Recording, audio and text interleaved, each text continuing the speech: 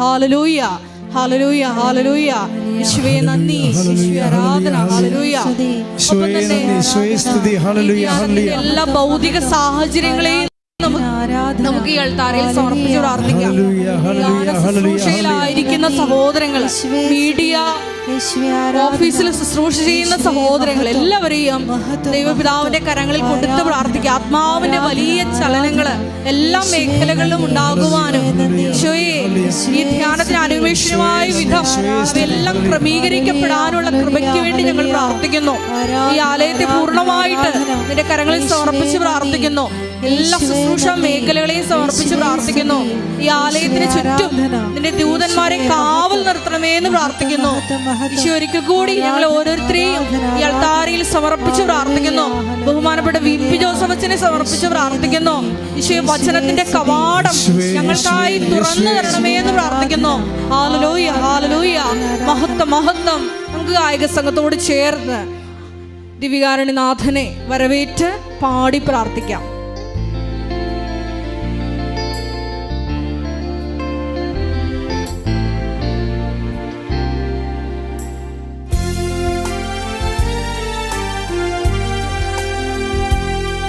പരിശുദ്ധ പരമദിവ്യകാരുണ്യത്തിന് ആരാധനയും സ്തുതിയും പുകഴ്ചയും ഉണ്ടായിരിക്കട്ടെ. പരിശുദ്ധ പരമദിവ്യകാരുണ്യത്തിന് ആരാധനയും സ്തുതിയും പുകഴ്ചയും ഉണ്ടായിരിക്കട്ടെ. പരിശുദ്ധ പരമദിവ്യകാരുണ്യത്തിന് ആരാധനയും സ്തുതിയും പുകഴ്ചയും ഉണ്ടായിരിക്കട്ടെ. സ്തുതിയുടെ ഹല്ലേലൂയ. പരിശുദ്ധ ദൈവമാതാവേ, ഇതൊരു പരമ്പരാഗതമായ പ്രാർത്ഥനയാണ്. ഈശോമിശിഹാ വാഗ്ദാനങ്ങൾക്ക് ഞങ്ങളുടെ യോഗ്യരാകുവാൻ സഭ പ്രാർത്ഥിക്കുന്നതാണ്. അപ്പം ഈശോമിശിഹായുടെ വാഗ്ദാനങ്ങൾക്ക് നമുക്കറിയാം, ഉടമ്പടിയുടെ ബേസ്മെൻ്റ് എന്താണ്? ദൈവത്തിൻ്റെ വാഗ്ദാനങ്ങളാണ്. അപ്പോൾ ഓട്ടോമാറ്റിക്കായിട്ട് it is implicit there, the covenant is implicit there. നമ്മൾ ഉദ്ദേശിക്കുന്നത് എന്താണ്? ഈശോമിശിഹായുടെ വാഗ്ദാനങ്ങൾക്ക് ഞങ്ങൾ യോഗ്യരാകുവാൻ എന്ന് വെച്ച് കഴിഞ്ഞാൽ ഉടമ്പടി പ്രകാരമാണ് നമുക്ക് വാഗ്ദാനങ്ങൾ ദൈവം അഡ്രസ്സ് ചെയ്യണത്. ഉടമ്പടി പുറത്ത് വാഗ്ദാനങ്ങളെ അഡ്രസ്സ് ചെയ്യത്തില്ല. ദൈവത്തിൻ്റെ വാഗ്ദാനം നമുക്ക് പ്രാപിക്കാനുള്ള ഒരു divine mechanism, unique and sole divine മെക്കാനിസമാണ് കവനൻ്റ്. വാഗ്ദാനം പ്രാപിക്കാനുള്ള ആരുടെ വാഗ്ദാനമാണ്? ഈശോമിശിഹായുടെ വാഗ്ദാനം. ഈശോമിശിഹായുടെ എത്ര വാഗ്ദാനം കാണുമായിരിക്കും? ഞാൻ ഈ ഗൂഗിളൊക്കെ ഇടയ്ക്ക് സെർച്ച് ചെയ്യുമ്പോൾ എത്ര വാഗ്ദാനം ഉണ്ടെന്ന് നോക്കിയിട്ടുണ്ട്. ഒത്തിരിയേറെ ദൈവശാസ്ത്രജ്ഞന്മാർ വ്യത്യസ്തമായ എണ്ണമാണ് പറയണത്. ഏറ്റവും ടോപ്പ് പറയണത് 8810 ഹോൾ ബൈബിളിൽ മനുഷ്യരാശിക്ക് ദൈവം 8810 വാഗ്ദാനം കൊടുത്തിട്ടുണ്ട്. അപ്പം അതിൻ്റെ അകത്ത് ഓൾമോസ്റ്റ് ഓൾ സബ്ജക്റ്റ് ഡീൽ ചെയ്യുന്നുണ്ട് മനുഷ്യരാശിയുടെ. ഒരു മനുഷ്യന് ഈ ഭൂമിയിൽ ഇന്നും നാളെയും ഇനി നിത്യമായ കാലങ്ങളിൽ ജീവിക്കുമ്പോൾ ഉണ്ടാകാവുന്ന സർവൈവിങ്, ഉപജീവനത്തിനും അതിജീവനത്തിനും ആവശ്യമായ അനുധാരികൾക്കാണ് ഈ ദൈവം വാഗ്ദാനം കൊടുക്കുന്നത്. ഉപജീവനത്തിന് കൊടുക്കും, അതിജീവനത്തിന് കൊടുക്കും. ഒരു ബയോ യൂണിറ്റ്, മനുഷ്യൻ, മൃഗം, എന്ത് സംഭവമായാലും ഈ ഭൂമിക്ക് മുകളിൽ സർവൈവ് ചെയ്യണ്ടേ? അതിന് ദൈവം കൊടുക്കുന്ന സപ്പോർട്ടാണ്, സർവൈവിങ് സപ്പോർട്ട് ആണ് പ്രോമിസ് എന്ന് പറയുന്നത്. ഇത് നമ്മൾ ഓരോരോ ആ ടൈം വരുമ്പോഴേ അതിൻ്റെ ഒരു സമയം എപ്പോഴാണ് ഓരോ ഇന്നത്തെ വിഷയമായിരിക്കത്തില്ല നാളെ വരാൻ പോണത്. ഇന്ന് നിങ്ങൾ ദൈവദൃശ്യന് ഉന്നയിക്കുന്ന കാര്യമായിരിക്കത്തില്ല അടുത്ത കൊല്ലം ഉന്നയിക്കുന്നത്, അത് വേറെ വിഷയമാണ്. അപ്പോൾ അതിന് വേറെ വാഗ്ദാനം ഉണ്ടാകും. ഇപ്പോൾ ബൈബിളിലെ ഏറ്റവും ശക്തമായ വാഗ്ദാനങ്ങളൊന്നാണ് ഐ വിൽ റിസ്റ്റോർ യു, ഞാൻ നിന്നെ പുനരുദ്ധരിക്കുമെന്നുള്ളത്. കർത്താവിൻ്റെ വാഗ്ദാനങ്ങളിലൊന്നാണ് ഞാൻ നിന്നെ പുനരുദ്ധരിക്കാം. കാര്യം എന്താ ഇങ്ങനെ പറയാൻ കാര്യം, ഈ ദിവസങ്ങളിൽ ഒരു സാക്ഷ്യമുണ്ടായി, നല്ല സാക്ഷ്യമാണ്. പുനരുദ്ധരിക്കുക എന്ന് പറയുമ്പോൾ നമുക്കറിയാമല്ലോ, നമുക്ക് പുനരുദ്ധാരണം നമുക്ക് ഏറ്റവും അത്യാവശ്യമുള്ള സംഭവമാണ്. കാരണം സാമ്പത്തിക കടങ്ങൾ വരാം, ചിലപ്പോൾ നമ്മുടെ ആരോഗ്യം ക്ഷയിച്ചു പോകുന്നതെല്ലാം റിസ്റ്റോർ ചെയ്യുന്നതിന് വേണ്ടിയാണ് ഈ ഒരു വാഗ്ദാനം കൊടുത്തിരിക്കുന്നത്. അപ്പോൾ നീ ഒരു കടത്തിലാണെങ്കിൽ നിൻ്റെ മുമ്പിൽ ചിലപ്പോൾ ചിലർ ചോദിക്കുമ്പോൾ ചേട്ടാ ഈ വല്ല മാർഗവും ഉണ്ടോ ഈ കടങ്ങളെ എൻ്റെ ചതിങ്ങനെ കൈമലത്തും. ഇത്രയും വലിയ കടം വരുമ്പോൾ ഞാൻ ചോദിക്കും, ഇത് എന്ത് മീൻസ് വല്ലതും ഉണ്ടോ ഇത് പരിഹരിക്കുക? വീട്, പറമ്പ്, ഗോൾഡ്, അല്ലെങ്കിൽ വേറെ ആൾക്കാർ തരാനുള്ളത്, ലോൺ, എന്തെങ്കിലും മീൻസ് ഉണ്ടോ എന്ന് പറയുമ്പോൾ കൈമലത്തും.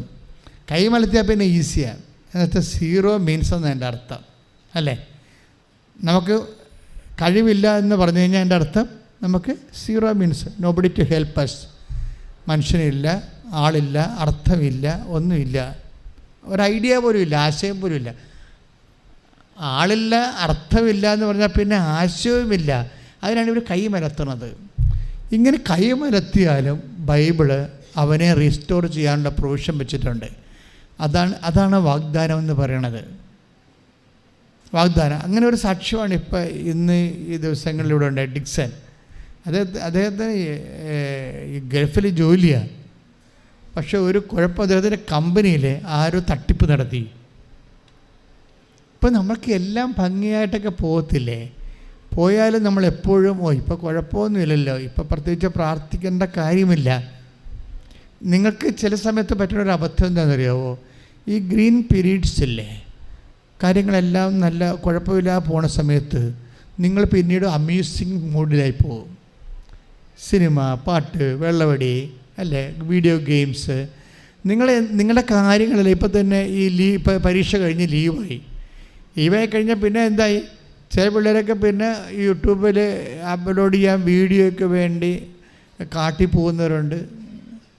അങ്ങനെ ഓരോ സ്ഥലത്ത് ഓരോ അമ്യൂസ്മെൻറ്റാണ്. നമ്മൾ ഫ്രീ ആയി കഴിഞ്ഞാൽ നമ്മൾ ഓരോ സന്തോഷത്തിൻ്റെ പുതിയ മേഖലകളെ കണ്ടെത്തി അതിൻ്റെ പുറകെ പോകും. നമുക്ക് സന്തോഷം തരാത്തൊരു സാധനം പ്രാർത്ഥനയാണ്. ദൈവികമായ കാര്യങ്ങളാണ് സന്തോഷം തരാത്തത്. അപ്പം തന്നെ മനുഷ്യൻ ബേസിക്കായിട്ട് ദൈവികനല്ല എന്ന് നമുക്കറിയണം. കാര്യം നമ്മൾ ഒരു ആധ്യാത്മികത എന്ന് പറയുമ്പോൾ ഒഴുക്കിനെതിരെ നീന്തണതാണത്. നിങ്ങൾക്കറിയാമോ, ഇനി ജീവനില്ലാത്ത ആൾക്കാർക്കാണെങ്കിൽ ആധ്യാത്മികത ഭയങ്കര പാടായിരിക്കും. ജീവനില്ലാത്ത ആൾക്കാർക്ക് പക്ഷേ എന്താ പ്രശ്നം? ഇപ്പോൾ ഒരു മത്സ്യം ചത്ത് കിടക്കണമെങ്കിൽ അത് ഒഴുക്കിൻ്റെ കൂടെ അങ്ങോട്ട് പോകും. ജീവനുള്ളതാണെങ്കിൽ അത് എതിരെ തന്നെ കാണാം, ഇങ്ങനെ അല്ലേ, എതിരെ വരും. ജീവൻ്റെ ഈ ആധ്യാത്മികത എന്ന് പറയുന്നത് ജീവനുള്ളതിൻ്റെ ലക്ഷ്യമാണ്. അതിങ്ങനെ ശരീരത്തിൻ്റെ പ്രവണതകൾക്കെതിരെ വരും. ഇപ്പം ശരീരത്തിൻ്റെ പ്രവണത എന്ന് പറഞ്ഞാൽ എന്താണ്? ഒരു സ്വല്പം ലക്ഷ ടൈം കിട്ടിയാൽ ഉടനെ അവർ കൂട്ടുകാരെ കണ്ടാൽ ഉടനെ വൈകിട്ട് എന്താ പരിപാടി എന്ന് ചോദിക്കണില്ലേ സാധാരണ. അപ്പോൾ അവർ വെള്ളം വീശാൻ വേണ്ടിയുള്ള ഉദ്ദേശമാണ് അവർ ഉദ്ദേശിക്കുന്നത്. അപ്പോൾ ഒരല്പം ടൈം കിട്ടിയാൽ എങ്ങനെ ദൈവത്തിൽ നിന്ന് അകന്നു പോകാമെന്നാണ് മനുഷ്യൻ സ്വാഭാവികമായിട്ട്. ജഡിക മനുഷ്യൻ ബൈബിൾ അതുകൊണ്ടാണ് മനുഷ്യൻ രണ്ടായിട്ട് തിരിക്കുന്നത്. Take the word of God. ജഡിക ദൈവാത്മാവിന്റെ ദാനങ്ങൾ ദോഷത്വമാകയാൽ അവൻ അത് സ്വീകരിക്കുന്നില്ല. ഈ ദാനങ്ങൾ ആത്മീയമായി വിവേചിക്കപ്പെടേണ്ടവയാകയാൽ അവ ഗ്രഹിക്കാനും അവന് സാധിക്കുന്നില്ല. ആത്മീയ മനുഷ്യൻ എല്ലാ കാര്യങ്ങളും വിവേചിച്ചറിയുന്നു. അവനെ വിധിക്കാൻ ആർക്കും സാധിക്കുകയുമില്ല. ഇപ്പോൾ മനുഷ്യരെ രണ്ടായിട്ട് തിരിക്കുകയാണ്. അപ്പം നീ ഏത് വർഗത്തിൽപ്പെടുന്നതെന്ന് നോക്കണം. ആത്മീയ മനുഷ്യനും ജഡിക മനുഷ്യനും. ശരീരത്തിന് കുറേയധികം പ്രവണതകളുണ്ട്. ഇപ്പോൾ നോൻപ് തീരാൻ പോകുകയല്ലേ, നോൻപ് തീരാൻ പോന്നിട്ട് നോൻപാണെന്നറിയാൻ പാടില്ലാത്ത എന്ത് മനുഷ്യരാണ്. നോൻപ് തീരാൻ പോകുകയാണ്, ഇപ്പോഴും നോൻപാണെന്ന് അറിയാത്ത മനുഷ്യരില്ലേ, അതാണ് ജഡിക മനുഷ്യരെന്ന് പറയണത്. അവരെന്താ ചെയ്യണത്? അവർ ശരീരത്തിൻ്റെ പ്രവണത അനുസരിച്ചാണ് ജീവിക്കുന്നത്. ഇപ്പം ശരിക്കും ഭാര്യാഭർത്താക്കന്മാരാണെന്ന് പറഞ്ഞിട്ട് കാര്യമില്ല. ഈ നോൻപ് കാലത്ത് ശാരീരിക സംയമനം പാലിക്കേണ്ടതായിരുന്നു. നിങ്ങൾക്ക് എത്ര പേർക്ക് പാലിക്കാൻ കഴിഞ്ഞിട്ടുണ്ട്? അതെന്ത് പ്രശ്നം വെച്ച് കഴിഞ്ഞാൽ, ഈ ബേസിക്കായിട്ട് നമ്മൾ ബൈബിൾ പറയണത് ബേസിക്കായിട്ട് നമ്മൾ ശരീരത്തിൻ്റെ പ്രവണത അനുസരിച്ച് ജീവിക്കാൻ ബാധ്യസ്ഥരല്ല. Take the word of God. ശരീരത്തിൻ്റെ പ്രവണത ശ്രദ്ധിക്കട്ടെ. നാം ജഡത്തിന് കടപ്പെട്ടവരല്ല, നാം ജഡത്തിന് കടപ്പെട്ടവരല്ല. ജഡികരായി ജീവിക്കുന്നെങ്കിൽ നിങ്ങൾ തീർച്ചയായും മരിക്കും. നിങ്ങൾ തീർച്ചയായും മരിക്കും. എന്നാൽ ശരീരത്തിന്റെ പ്രവണതകളെ ആത്മാവിനാൽ നിഹനിക്കുന്നെങ്കിൽ നിങ്ങൾ ജീവിക്കും. എപ്പോഴും നമ്മൾക്ക് ഇപ്പം നോൻപ് കഴിഞ്ഞാലും എൻ്റെ മക്കളുടെ മനസ്സിലുണ്ടാകണം ശരീരത്തിൻ്റെ പ്രവണതകളെ ആത്മാവിനാൽ അതിജീവിക്കാനുള്ള. അതെന്ത് പ്രശ്നം വെച്ച് കഴിഞ്ഞാൽ, ആത്മാഭിഷേക മേഖലയിൽ കുറേ അധികം ഇൻവെസ്റ്റ്മെൻ്റ് ഉണ്ടാകണം. ആത്മാഭിഷേകത്തിൻ്റെ മേഖലയിൽ വെച്ച് കഴിഞ്ഞാൽ എന്ത് വിഷയം ഉണ്ടായാലും ഒന്ന് പ്രാർത്ഥിച്ച മക്കളെ, കർത്താവായ ദൈവമേ, ഉടമ്പടി ജീവിതത്തിലൂടെ ഞങ്ങളെ അങ്ങയുടെ സ്നേഹത്തോടെ ഒട്ടി നിർത്താൻ കനിയണമേ. ഇപ്പം ബൈബിൾ എപ്പോഴും പറയുന്നത് സ്നേഹത്തോട് ഒട്ടി നിൽക്കണമെന്നാണ്. ഇപ്പം ഞാൻ നിങ്ങളോട് പറഞ്ഞില്ലേ, ഇപ്പം നിങ്ങൾക്ക് അവകാശപ്പെട്ടതാണ്, ഭാര്യാഭർത്താക്കന്മാർക്ക് ശാരീരികമായ അവകാശങ്ങളുണ്ട്. പക്ഷേ നോൻപ് കാലത്ത് നിങ്ങളൊരു സംയമനം പാലിക്കണമെങ്കിൽ അത് എന്തിൻ്റെ ബേസിലായിരിക്കും? ദൈവസ്നേഹത്തിൻ്റെ ബേസിലായിരിക്കും. നമ്മൾ പണ്ടൊക്കെ ചെയ്തിട്ടുള്ള പാപങ്ങൾക്ക് പ്രായശ്ചിത്തമായിട്ട് നമ്മളൊരു ആശയടക്കം, ഒരു ആത്മസംയമനം, അത് എന്തിനാന്ന് തരാം? അത് കർത്താവിനുള്ള സ്നേഹമാണ്. എന്തെങ്കിലും എൻ്റെ സഹോദരങ്ങളെ ന്യായമായ അവകാശങ്ങൾ, ആനുകൂല്യങ്ങൾ ഞാൻ തൽക്കാലത്തേക്ക് വേണ്ടെന്ന് വെക്കുമെന്ന് വെച്ചാൽ it must be out of love. പ്രാർത്ഥിക്കുക, കർത്താവായ ദൈവമേ, അങ്ങയോടുള്ള സ്നേഹത്തെ പ്രതി ജഡത്തിന്റെ അവകാശങ്ങളെ തൽക്കാലത്തേക്ക് വേണ്ടെന്ന് വെക്കുകയും ആത്മസംയമനവും പുണ്യപ്രവൃത്തികളും വഴി ആത്മാവിനെ പുണ്യപൂർവ്വമാക്കാൻ എന്റെ സ്നേഹത്തോടൊട്ട് നിൽക്കാൻ എന്നെ പ്രത്യേകമായി അഭിഷേകം ചെയ്യണമേ.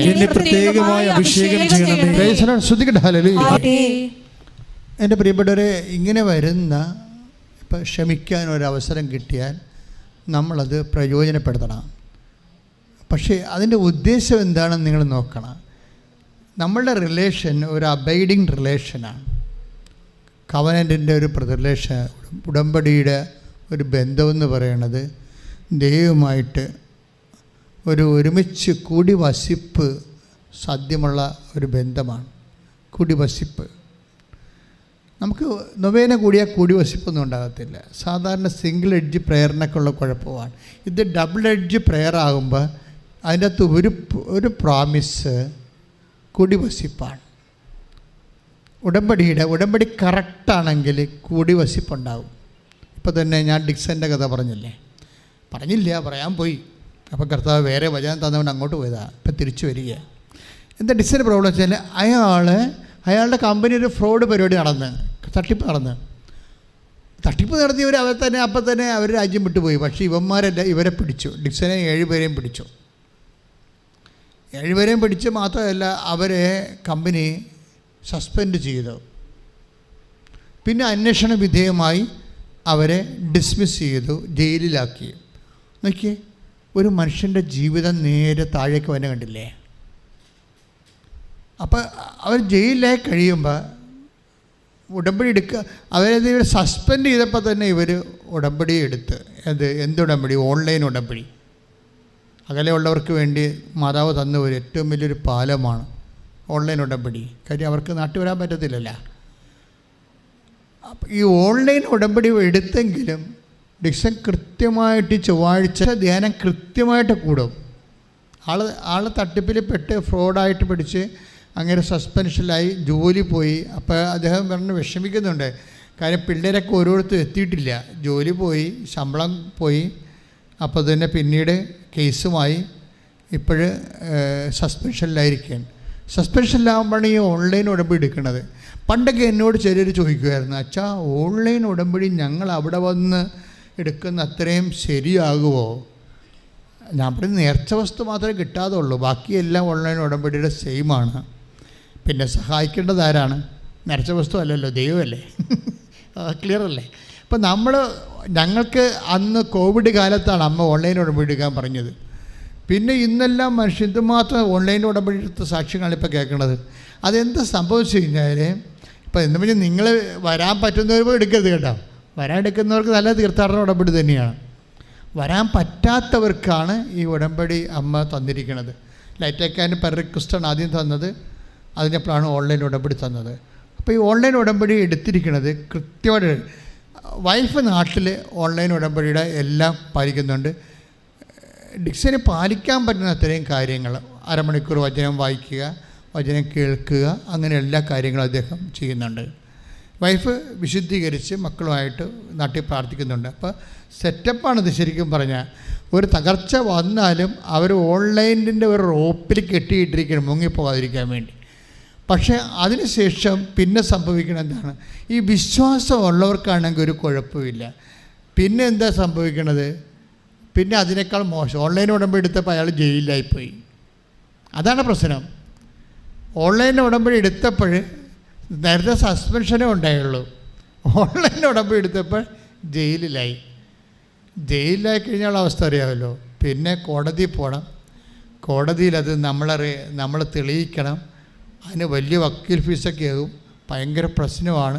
ചിലപ്പോൾ അവിടുന്ന് ജീവപര്യന്തരം 7 വർഷം കിടക്കേണ്ടി വരും. ആ സമയത്ത് കുഞ്ഞുങ്ങളൊക്കെ വലുതാവും, വീടെല്ലാം കടം കയറി മുടിയും, നശിച്ച് നാറാണക്കല്ല് പറിക്കും. പെട്ടെന്നാണ് ഇങ്ങനെ അയാൾ പറയുന്നുണ്ട്, ജോബിനെപ്പോലെ ആയിപ്പോയെന്ന്. ഞാൻ പെട്ടെന്ന് അയാൾ സാക്ഷ്യത്തിൽ പറയുന്നുണ്ട്, ജോബിനെപ്പോലെ ആയിപ്പോയെന്ന്. നമ്മൾ ജോബിൻ്റെ കഥ കേട്ടിട്ടേ ഉള്ളല്ലേ. പക്ഷേ അങ്ങനെയുള്ള മനുഷ്യരുണ്ട്. പക്ഷേ എന്ത് സംഭവിച്ചു കഴിഞ്ഞാൽ ഈ ഒരു ഇരുട്ടിൻ്റെയും മുറിവിൻ്റെയും ചോരയുടെ ഇടക്ക് ആ മനുഷ്യൻ ഉടമ്പടി കീപ്പ് ചെയ്തു പോവുകയാണ്.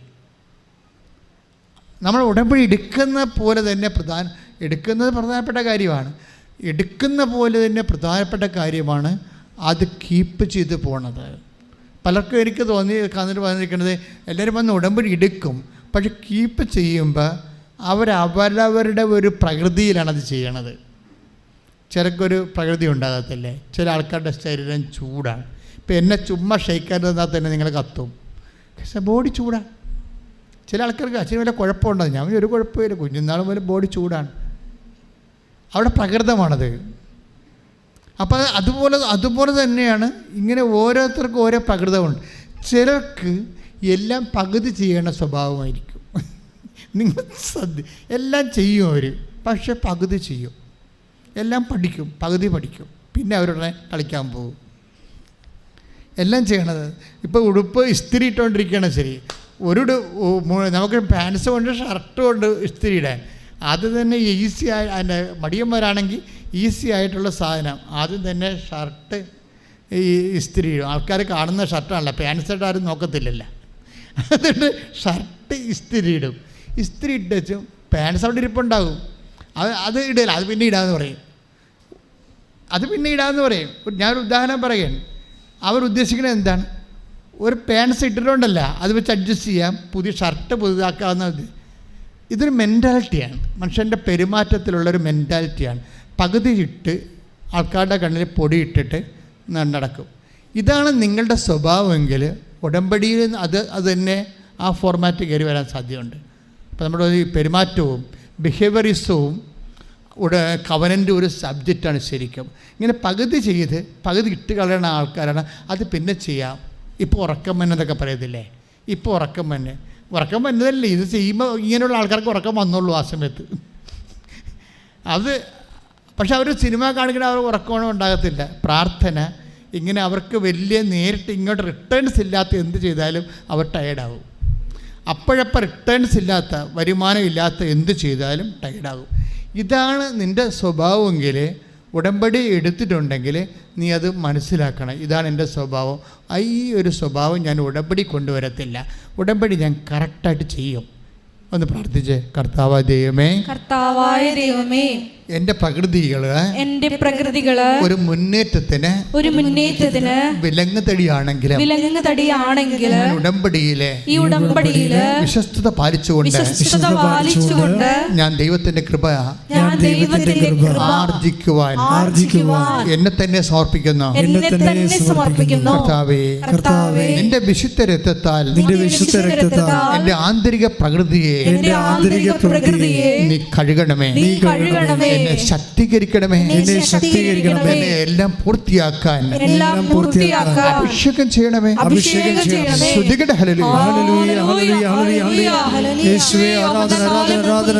ഉടമ്പടിയുടെ പ്രോപ്പർട്ടീസ് എല്ലാം കൃത്യമായിട്ട് തന്നെ പാലിച്ചു പോവുകയാണ്.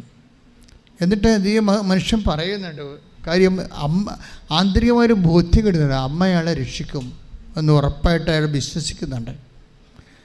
ഇത് ഒരു പ്രധാനപ്പെട്ട വിഷയമാണ്. എന്ന് വെച്ച് കഴിഞ്ഞാൽ നമ്മളിപ്പോൾ ഒരു ഉടമ്പടി എടുക്കുമ്പോൾ പെട്ടെന്ന് നമ്മൾക്ക് അതിനേക്കാൾ മോശമായ സിറ്റുവേഷനിലേക്കാണ് നമ്മൾ പോകണമെന്ന് വിചാരിച്ചോ?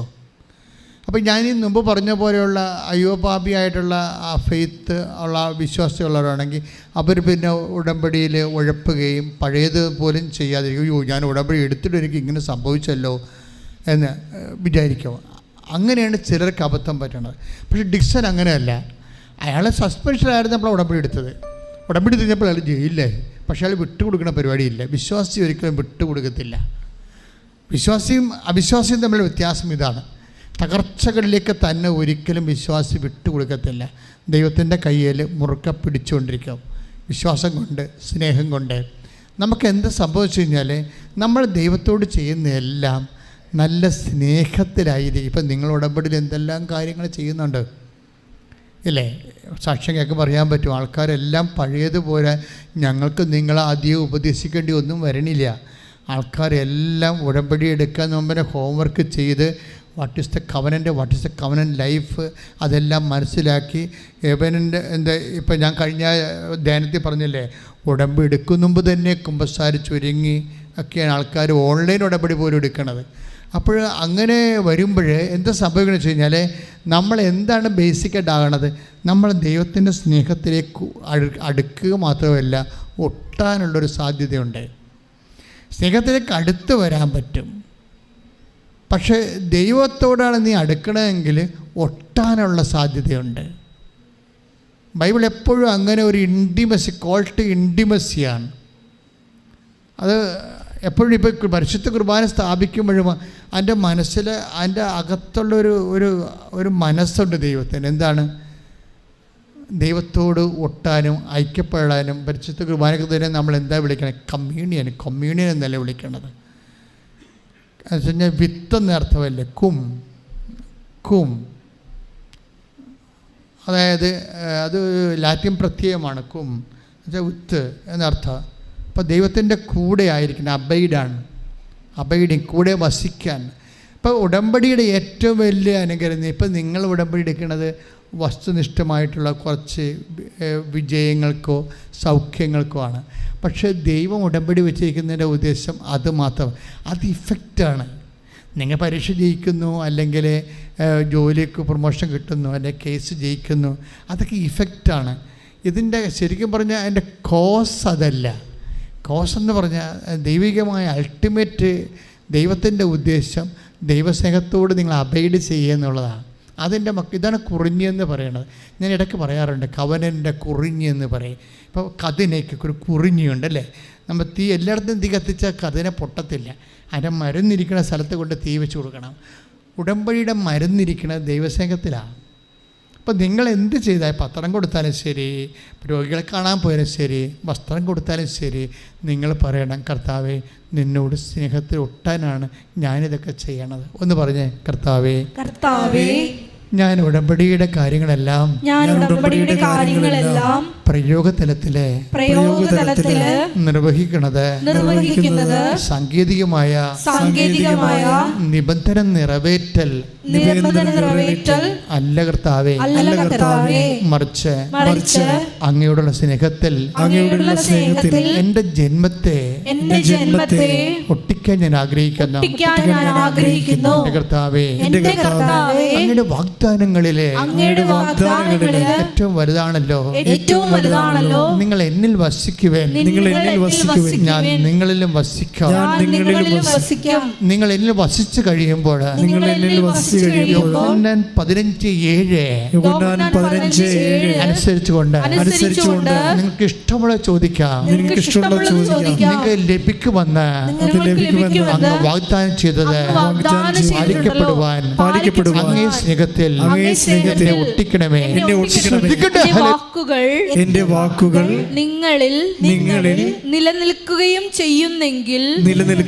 ചെയ്യുന്നെങ്കിൽ ഇഷ്ടമുള്ളത് ചോദിച്ചുകൊള്ളുക, നിങ്ങൾക്ക് ലഭിക്കും. ഇതാണ് പ്രശ്നം. ഇതിൻ്റെ സെക്കൻഡ് പ്രമിസിലാണ് ഇഷ്ടമുള്ള ചോദിക്കാൻ പറയണത്. ഫസ്റ്റ് പ്രമിസ് എന്താണ്? നിങ്ങൾ ഫസ്റ്റ് അതിൻ്റെ നിങ്ങൾ എന്നിൽ വസിക്കുകയും പറഞ്ഞേ, നിങ്ങൾ എന്നിൽ വസിക്കുകയും എൻ്റെ വാക്ക് നിങ്ങൾ നിലനിൽക്കുകയും ചെയ്യുന്നെങ്കിൽ. അപ്പോൾ രണ്ട് കാര്യം നമ്മൾ ഉടമ്പടിയിലൂടെ ചെയ്യണം. ഒന്നെന്താണ്? ഒന്ന് കർത്താവിൽ വസിക്കണം. അതെങ്ങനെയാണ്? നമ്മുടെ ഇൻറ്റൻഷൻസ് അല്ലെങ്കിൽ നിങ്ങളുടെ നിയോഗങ്ങൾ, നിങ്ങൾ ചെയ്യുന്ന നിബന്ധനകളെല്ലാം പ്രേക്ഷിത പ്രവർത്തനങ്ങളാകാം, ആതുര ശുശ്രൂഷകളാകാം, ജീവകാരുണ്യ പ്രവർത്തികളാകാം. അതൊക്കെ കർത്താവിൻ്റെ സ്നേഹത്തിലെ അതിൻ്റെ പേരിലാണ് നിയോഗം വെക്കേണ്ടത്. മനസ്സിലായോ? നിങ്ങളുടെ കാര്യം നിറവേറാനല്ല നിയോഗം വെക്കേണ്ടത്. ഞാൻ ഞാൻ ഇടയ്ക്ക് കളിയാക്കി പറയുന്നത് നിങ്ങൾ കുറച്ച് രോഗികളൊക്കെ കണ്ടെച്ച് ഓടി വന്ന് കമ്പ്യൂട്ടർ നോക്കും, ഓഫർ ലെറ്റർ വന്നതെന്ന്. ദാറ്റ് മീൻസ് നിങ്ങൾ നിയോഗം വെച്ചിരിക്കേണ്ടത് ഓഫർ ലെറ്ററിനാണ്. That is wrong. പിന്നീട് അത് റോസ്. അപ്പം ദൈവത്തിന് അറിയാൻ പറ്റും എന്താണ് നിങ്ങൾ ദൈവത്തിനല്ല പ്രാധാന്യം കൊടുക്കുന്നത്, നിങ്ങളുടെ ഓഫർ ലെറ്ററിനാണ്. അപ്പോൾ അത് വർക്കൗട്ട് ചെയ്തില്ല. അപ്പോൾ 0 ഇൻകമാണല്ലോ ലഭിക്കുന്നത്. അത് ചെയ്യരുത് അങ്ങനെ. മറിച്ച് നിങ്ങളൊരു നിബന്ധന നിറവേറ്റുകയാണ്. ഒരു രോഗിയെ കാണാൻ ചിലപ്പോൾ വണ്ടി കിട്ടത്തില്ല, വണ്ടി കാത്തു നിൽക്കിയിരിക്കും. കണ്ടു. ഞാനൊരു സാക്ഷ്യം കേട്ടിട്ടുണ്ട്. അയാൾ ബാങ്ക് മാനേജറാണ്. ഇൻ്റർനാഷണൽ US ബാങ്കിൻ്റെ സെക്യൂരിറ്റി കോഡിൽ വർക്ക് ചെയ്യുന്ന ആളാണ്. അപ്പോൾ കോഡ് ഗവൺമെൻറ് മാറ്റി. ആ പുതിയ കോഡ് കുറച്ച് സോഫ്റ്റ്വെയർ കുറച്ച് കോംപ്ലിക്കേഷനാണ്. അതിന് അവർക്ക് 6 പേരെ മതി, കോൺഫിഡൻഷ്യലായിട്ടുള്ള 6 പേരെ മതി. ഇയാൾ ഇന്ത്യക്കാരനാണ്. അതുകൊണ്ട് തന്നെ അവർക്ക് സംശയമാണ്. അയാൾക്ക് അവിടെ ജോലി ഉണ്ടായിരുന്ന ആളാണ്. പക്ഷേ അയാളെ സെക്യൂരിറ്റി കോഡിലേക്ക് മാറ്റാൻ സംശയമാണ്. ഒരു നല്ല എക്സാം ഇട്ട് കൊടുത്തു. ആ എക്സാം ആണ് അയാൾ എഴുതുമ്പോൾ അയാൾ പെട്ടെന്ന് കറണ്ട് പോയി, കമ്പ്യൂട്ടർ ഓഫായപ്പോൾ ഞാൻ ഓർക്കണേ ആ മനുഷ്യൻ നിന്ന് സാക്ഷ്യം പറയണത്. അയാൾ പറഞ്ഞത് കമ്പ്യൂട്ടർ ഓഫായി. അപ്പോൾ ഞാൻ ഇരുന്ന് ജവമാല ചെല്ലിയെന്ന്. കറണ്ട് പോയി, അത് ഞാൻ എന്ത് ചെയ്യാനാ? അത് കർത്താവിൻ്റെ കാര്യമല്ലേ. ഈ ജോലി കർത്താവ് എനിക്ക് തരാൻ ഉദ്ദേശിച്ചാൽ കറണ്ട് പോയാലെന്ത് വന്നാലെന്ത്? ദാറ്റ് ഡസൻറ്റ് മേക്ക് എനിക്ക്. അപ്പോൾ നിങ്ങൾക്ക് ബസ് സ്റ്റോപ്പിൽ ചെന്നാൽ ബസ് കിട്ടിയില്ല. അപ്പോൾ നിങ്ങൾ വിചാരിക്കും നാളെ പോകാതിരിക്കും. അതാ സംഭവം. കാര്യം എങ്ങനെ ഇത് ഇഷ്ടമില്ലാതെ ചെയ്യണ ഒരു പരിപാടിയാണ്. ദൈവത്തോട് സ്നേഹം ഉണ്ടായിട്ട് ചെയ്യണതല്ല. ഇതെങ്ങനെ ചെയ്തില്ല വിസ കിട്ടാതെന്നായിരുന്നു എന്ത് ചെയ്യും? പണ്ടാരം വടങ്ങാൻ എന്നാൽ പോയി കണ്ടേക്കാം ആ സ്ഥാനത്തിന് എന്ന് വിചാരിച്ചാണ് പോണത്. അങ്ങനെ രോഗിയെ കാണാൻ വേണ്ടി ജീവകാരുണ്യ പ്രവർത്തനം ഇറങ്ങിയതാണ്. ബസ് സ്റ്റോപ്പിൽ അഥവാ ബസ് കിട്ടണില്ല. ഇന്ന് ബസ് ഇല്ലെന്നാണ് കേട്ടത്. അപ്പോൾ തന്നെ അപ്പുറത്ത് വണ്ടി ഇടുമ്പോൾ രക്ഷപ്പെട്ട് നാളെ പോയേക്കാം. നാളെ അപ്പോൾ മനസ്സിൽ നിങ്ങൾ പരിചയം നാളെ ഒത്തെങ്കിലേ പോകാൻ പറ്റത്തുള്ളൂ. ഇതെല്ലാം കൗണ്ടായി പോകത്തില്ലേ? നിങ്ങൾ കളിക്കുന്നത് ആരാണ്? ദൈവത്തിൻ്റെ കമ്പ്യൂട്ടറിനോടാണ് കളിക്കണത്. നിങ്ങളുടെ നിശ്വാസം വരെ കൗണ്ട് ചെയ്തിരിക്കുകയാണ്. ശ്രുതിക്കട്ടെ. Hallelujah hallelujah hallelujah hallelujah. യേശുവേ നന്ദി, യേശുവേ സ്തുതി, യേശുവേ ആരാധന. Hallelujah hallelujah hallelujah. 139:1 കർത്താവേ അവിടുന്ന് എന്നെ പരിശോധിച്ചറിഞ്ഞിരിക്കുന്നു പണിയായെന്നർത്ഥം. ഇതാണ് പ്രശ്നം. നല്ല ആളിൻ്റെ അടുത്ത് കൊണ്ടുപോയി തല വെച്ച് കൊടുത്തിരിക്കുന്നത്. നിങ്ങളുടെ നിശ്വാസം വരെ കൗണ്ട് ചെയ്യും നെഗറ്റീവ് ആണെങ്കിലേ. അതാ പറഞ്ഞിരിക്കണേ. 139 സങ്കീർത്തനം 139:1 പറഞ്ഞ് കർത്താവേ കർത്താവേ അവിടുന്ന് എന്നെ പരിശോധിച്ച് അറിഞ്ഞിരിക്കുന്നു. ഞാൻ ഇരിക്കുന്നതും എഴുന്നേൽക്കുന്നതും അവിടുന്ന് അറിയുന്നു. എന്റെ വിചാരങ്ങൾ അവിടുന്ന് അകലെ നിന്ന് മനസ്സിലാക്കുന്നു. നീ നെഗറ്റീവ് ആയിട്ട് നാളെ പോയി കാണാമായിരിക്കും, ഇന്ന് വണ്ടിയില്ലല്ല എന്ന് വിചാരിച്ചിട്ട് നാളെ ഒത്തെങ്കിൽ പോകാമെന്ന് നിങ്ങൾ മനസ്സിൽ വിചാരിച്ചാൽ ആ സാധനം റെക്കോർഡായി പോകും, ഉടനെ അത് കൗണ്ടഡായി പോകും. അപ്പം അതുകൊണ്ട് തന്നെ എപ്പോഴും അന്തരംഗത്തെ വിശുദ്ധ രക്തത്തെ കഴുകേണ്ടി വരും. അന്തരംഗമില്ലേ, ഒന്ന് പ്രാർത്ഥിച്ചേ. കർത്താവേ എൻ്റെ അന്തരംഗത്തെ അങ്ങയുടെ വിശുദ്ധ രക്തത്താൽ കഴുകണമേ. അന്തരംഗം കഴുകപ്പെടേണ്ട കാര്യം നമ്മളെ ഈ കുരങ്ങ് കളിപ്പിക്കുന്ന അന്തരംഗമാണ്. നമ്മളീ പറയുന്ന സാധനമല്ല, ആദ്യം അന്തരംഗത്തിലാണ് ആ സാധനം വരുന്നത്. അതുകൊണ്ട് അന്തരംഗത്തിൽ മരുന്ന് ഔഷധം എന്ന് പറയുന്നത് കർത്താവിൻ്റെ വിശുദ്ധമായ രക്തം മാത്രമേ ഉള്ളൂ. അതാണ് 1 യോഹന്നാൻ 1:7. Take the bed of God. 1 യോഹന്നാൻ 1:7. ശ്രുതിക്കട്ടെ. Hallelujah hallelujah hallelujah hallelujah. യേശുവേ നന്ദി, യേശുവേ സ്തുതി. Hallelujah hallelujah hallelujah hallelujah hallelujah hallelujah hallelujah. യേശുവേ നന്ദി. 1 യോഹന്നാൻ 1:7. അവിടുന്ന് പ്രകാശത്തിലായിരിക്കുന്നത് പോലെ നമ്മളും പ്രകാശത്തിൽ സഞ്ചരിക്കുന്നെങ്കിൽ നമുക്ക് പരസ്പരം കൂട്ടായ്മയുണ്ടാകും. അവിടുത്തെ പുത്രനായ യേശുക്രിസ്തുവിന്റെ രക്തം എല്ലാ പാപങ്ങളിൽ നിന്ന് നമ്മെ ശുദ്ധീകരിക്കുന്നു. ഇത് അങ്ങനെ അന്തരംഗത്തിൽ കറ വന്നാൽ ഒറ്റ മാർഗമേ ഉള്ളൂ. എന്താണ്? കർത്താവിൻ്റെ വിശുദ്ധ രക്തത്താൽ എൻ്റെ ആത്മാവിനെ കഴുകണമെന്ന് പ്രാർത്ഥിക്കണം. അതൊരു സ്വപ്നം കണ്ടാൽ പോലും പ്രാർത്ഥിക്കണം. മനുഷ്യന്മാർ സ്വപ്നം കാണത്തില്ലേ? മനുഷ്യന്മാർ സ്വപ്നം കാണുമ്പോൾ ഇപ്പോൾ മോറൽ എത്തിക്സിൻ്റെ അതെന്താ? ഹ്യൂമൻ ആക്ട് ഉണ്ട്, ആക്ട് ഓഫ് മാൻ ഉണ്ട്. ഹ്യൂമൻ ആക്ട് സ്വപ്നം ഏത് വെറൈറ്റി പെടുന്നതാണ്? ഹ്യൂമൻ ആക്റ്റാണ്. നമുക്കതിനകത്ത് കൺട്രോളില്ല. ആക്ട് ഓഫ് മാൻ ആണെങ്കിൽ ഇപ്പം നമ്മൾ വെറുതെ ഇരുട്ട് തുമ്മിപ്പോയി, അതെന്താണ്? ഹ്യൂമൻ ആക്റ്റാണ്, ഇറിറ്റേഷനാണ് പൊന്തു. പക്ഷെ നമ്മളൊരു സംഭവം ഒരാളെ കരുവൊക്കെ അടിക്കുകയാണെങ്കിൽ അത് ആക്ട് ഓഫ് മാനാണ്, അറിഞ്ഞുകൊണ്ട് ചെയ്യണതാണ് അല്ലേ? അത് കൾപ്രിട്ടാകും ഉടനെ. പക്ഷെ സ്വപ്നത്തിൽ വരുന്ന വിഷയം എന്ന് വെച്ച് കഴിഞ്ഞാൽ സ്വപ്നം നമ്മളെ വിശുദ്ധീകരിക്കാൻ ഏറ്റവും നല്ലൊരു സ്വപ്നമാണ്. നമ്മൾ ആരാണെന്ന് പറയണത് സ്വപ്നമായിരിക്കും. നമ്മൾ ആരാണെന്ന് പറയണത് സ്വപ്നമാണ്.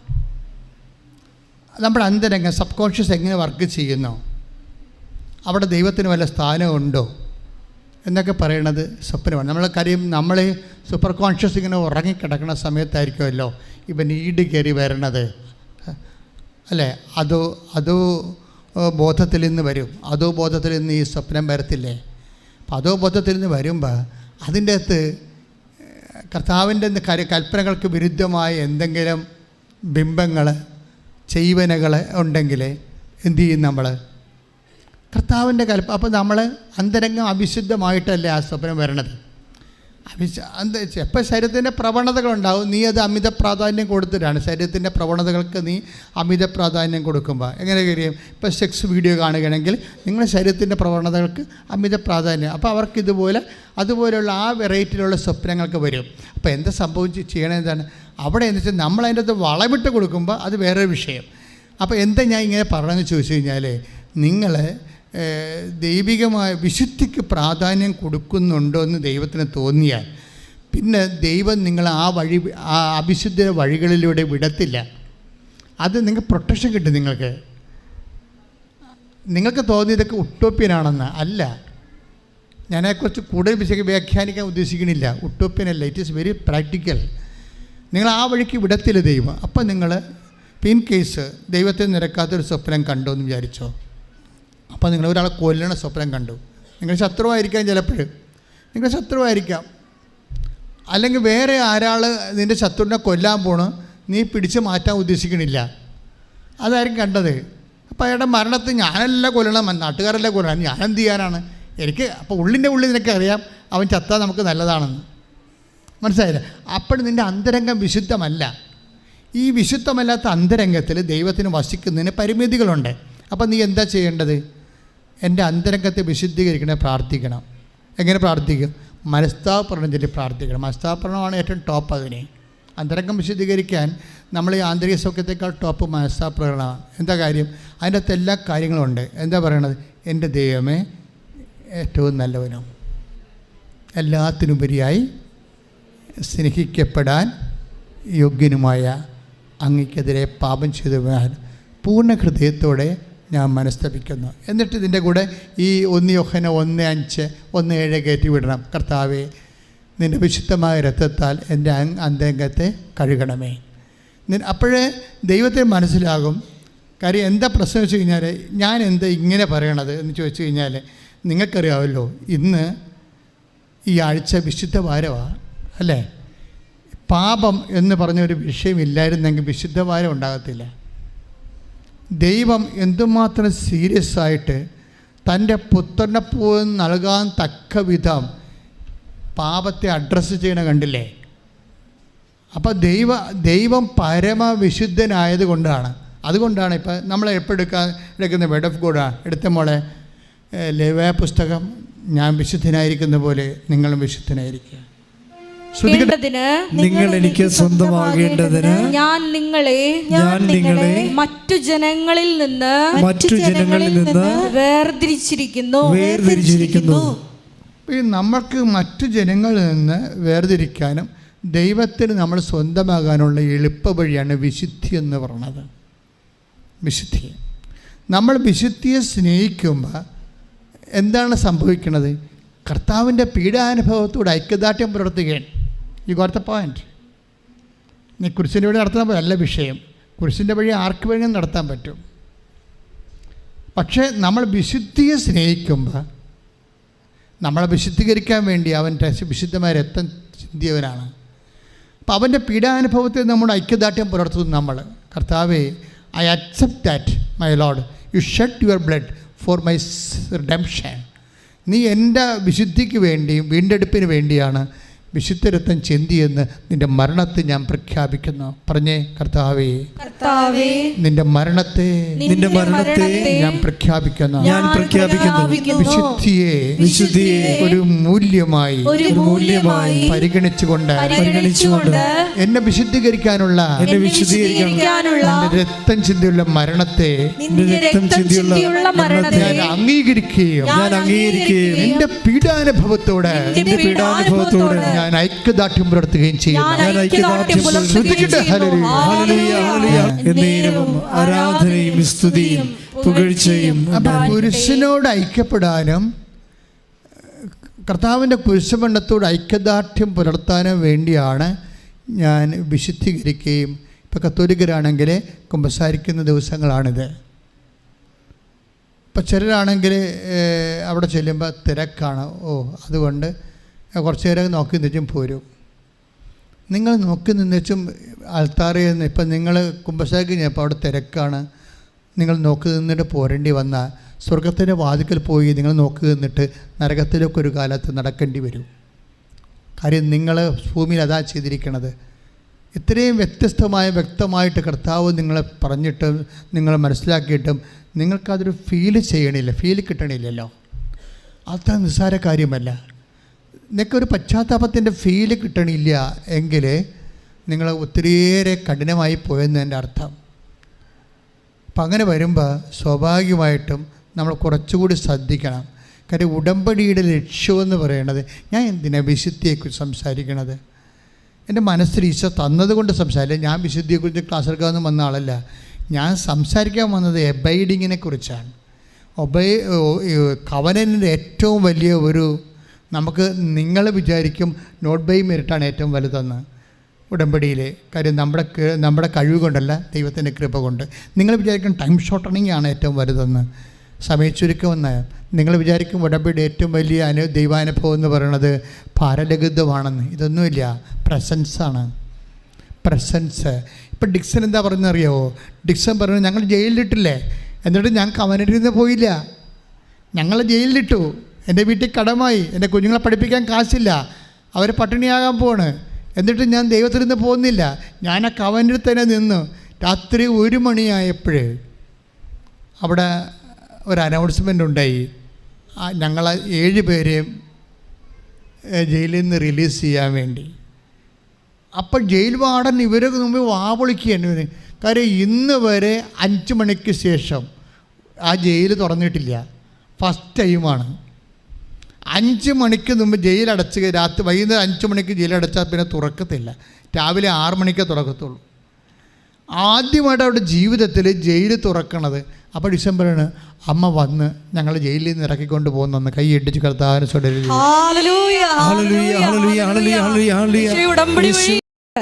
ഞാൻ നിനക്ക് വീണ്ടും ആരോഗ്യം നൽകും. പറഞ്ഞു, ഞാൻ നിനക്ക് വീണ്ടും ആരോഗ്യം നൽകും. നിന്റെ മുറിവുകൾ സുഖപ്പെടുത്തും. 18 കർത്താവ് അരുൾ ചെയ്യുന്നു, യാക്കോബിന്റെ കൂടാരങ്ങളുടെ ഭാഗധേയം ഞാൻ പുനഃസ്ഥാപിക്കും. അവരുടെ വാസസ്ഥലങ്ങളോട് ഞാൻ കാരുണ്യം പ്രകടിപ്പിക്കും. ഇതെല്ലാം റീസ്റ്റോറിംഗ് ആണ്. കവനന്റിന്റെ ഒരു വാഗ്ദാനത്തിൽ ഇപ്പോൾ 8810 വാഗ്ദാനം എന്ന് പറഞ്ഞില്ലേ, ദൈവത്തിൻ്റെ വാഗ്ദാനം എത്രയാണ്? 8810 ഒന്ന് സാധനം റീസ്റ്റോറിങ്. അത് എന്ത് നഷ്ടപ്പെട്ടാലും അത് റീസ്റ്റോർ ചെയ്ത് കൊടുക്കും. എന്താ റീസ്റ്റോർ ചെയ്യണമെന്ന് പറഞ്ഞ കാര്യം അറിയാമോ? ഇതിന് ഇവർ കേസ് പുറത്തായില്ല, ജയിലിൽ നിന്ന് പുറത്തായില്ല. ജയിലിൽ നിന്ന് പുറത്തായ ശേഷം കോടതി പോയി കേസ് വാദിച്ചു. കേസ് ജയിച്ചു. 3 കൊല്ലത്തെ കേസാണ്. കേസ് ജയിച്ചു. പക്ഷേ എന്താ കിട്ടിയിരിക്കണത്? ആ 3 കൊല്ലത്തെ മുഴുവനും അരിയ ശമ്പളം ഒരുമിച്ച് കിട്ടി. ശ്രുതിക്കട്ടെ, ഹല്ലേലൂയ. ആദ്യം കള്ളനാണെന്ന് മുദ്ര കുത്തി, പിന്നെ സസ്പെൻഷനിൽ വിധേയമായി, പിന്നെ ജോലി നഷ്ടപ്പെട്ടു, പിന്നെ ജയിലിലായി, പിന്നെ കേസിലായി.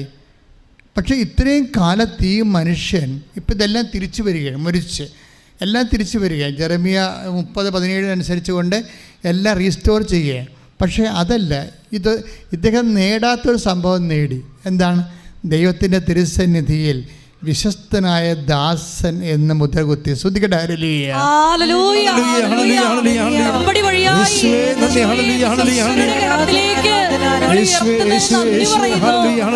പരീക്ഷകളെ അതിജീവിക്കാനുള്ള വലിയ കൃപ ഞങ്ങൾക്ക് നൽകണമേ. അമ്മ ഉടനടി പരിഹാരമേകും. ഉടമ്പടി പ്രാർത്ഥനയിൽ അമ്മ ഉടനടി പരിഹാരമേകും. അവൻ പറയുന്നതു ചെയ്തിടുകിൽ ജീവിതം ധന്യമായി തീർന്നിടും. അവൻ പറയുന്നതു ചെയ്തിടുകിൽ ജീവിതം ധന്യമായി തീർന്നിടും.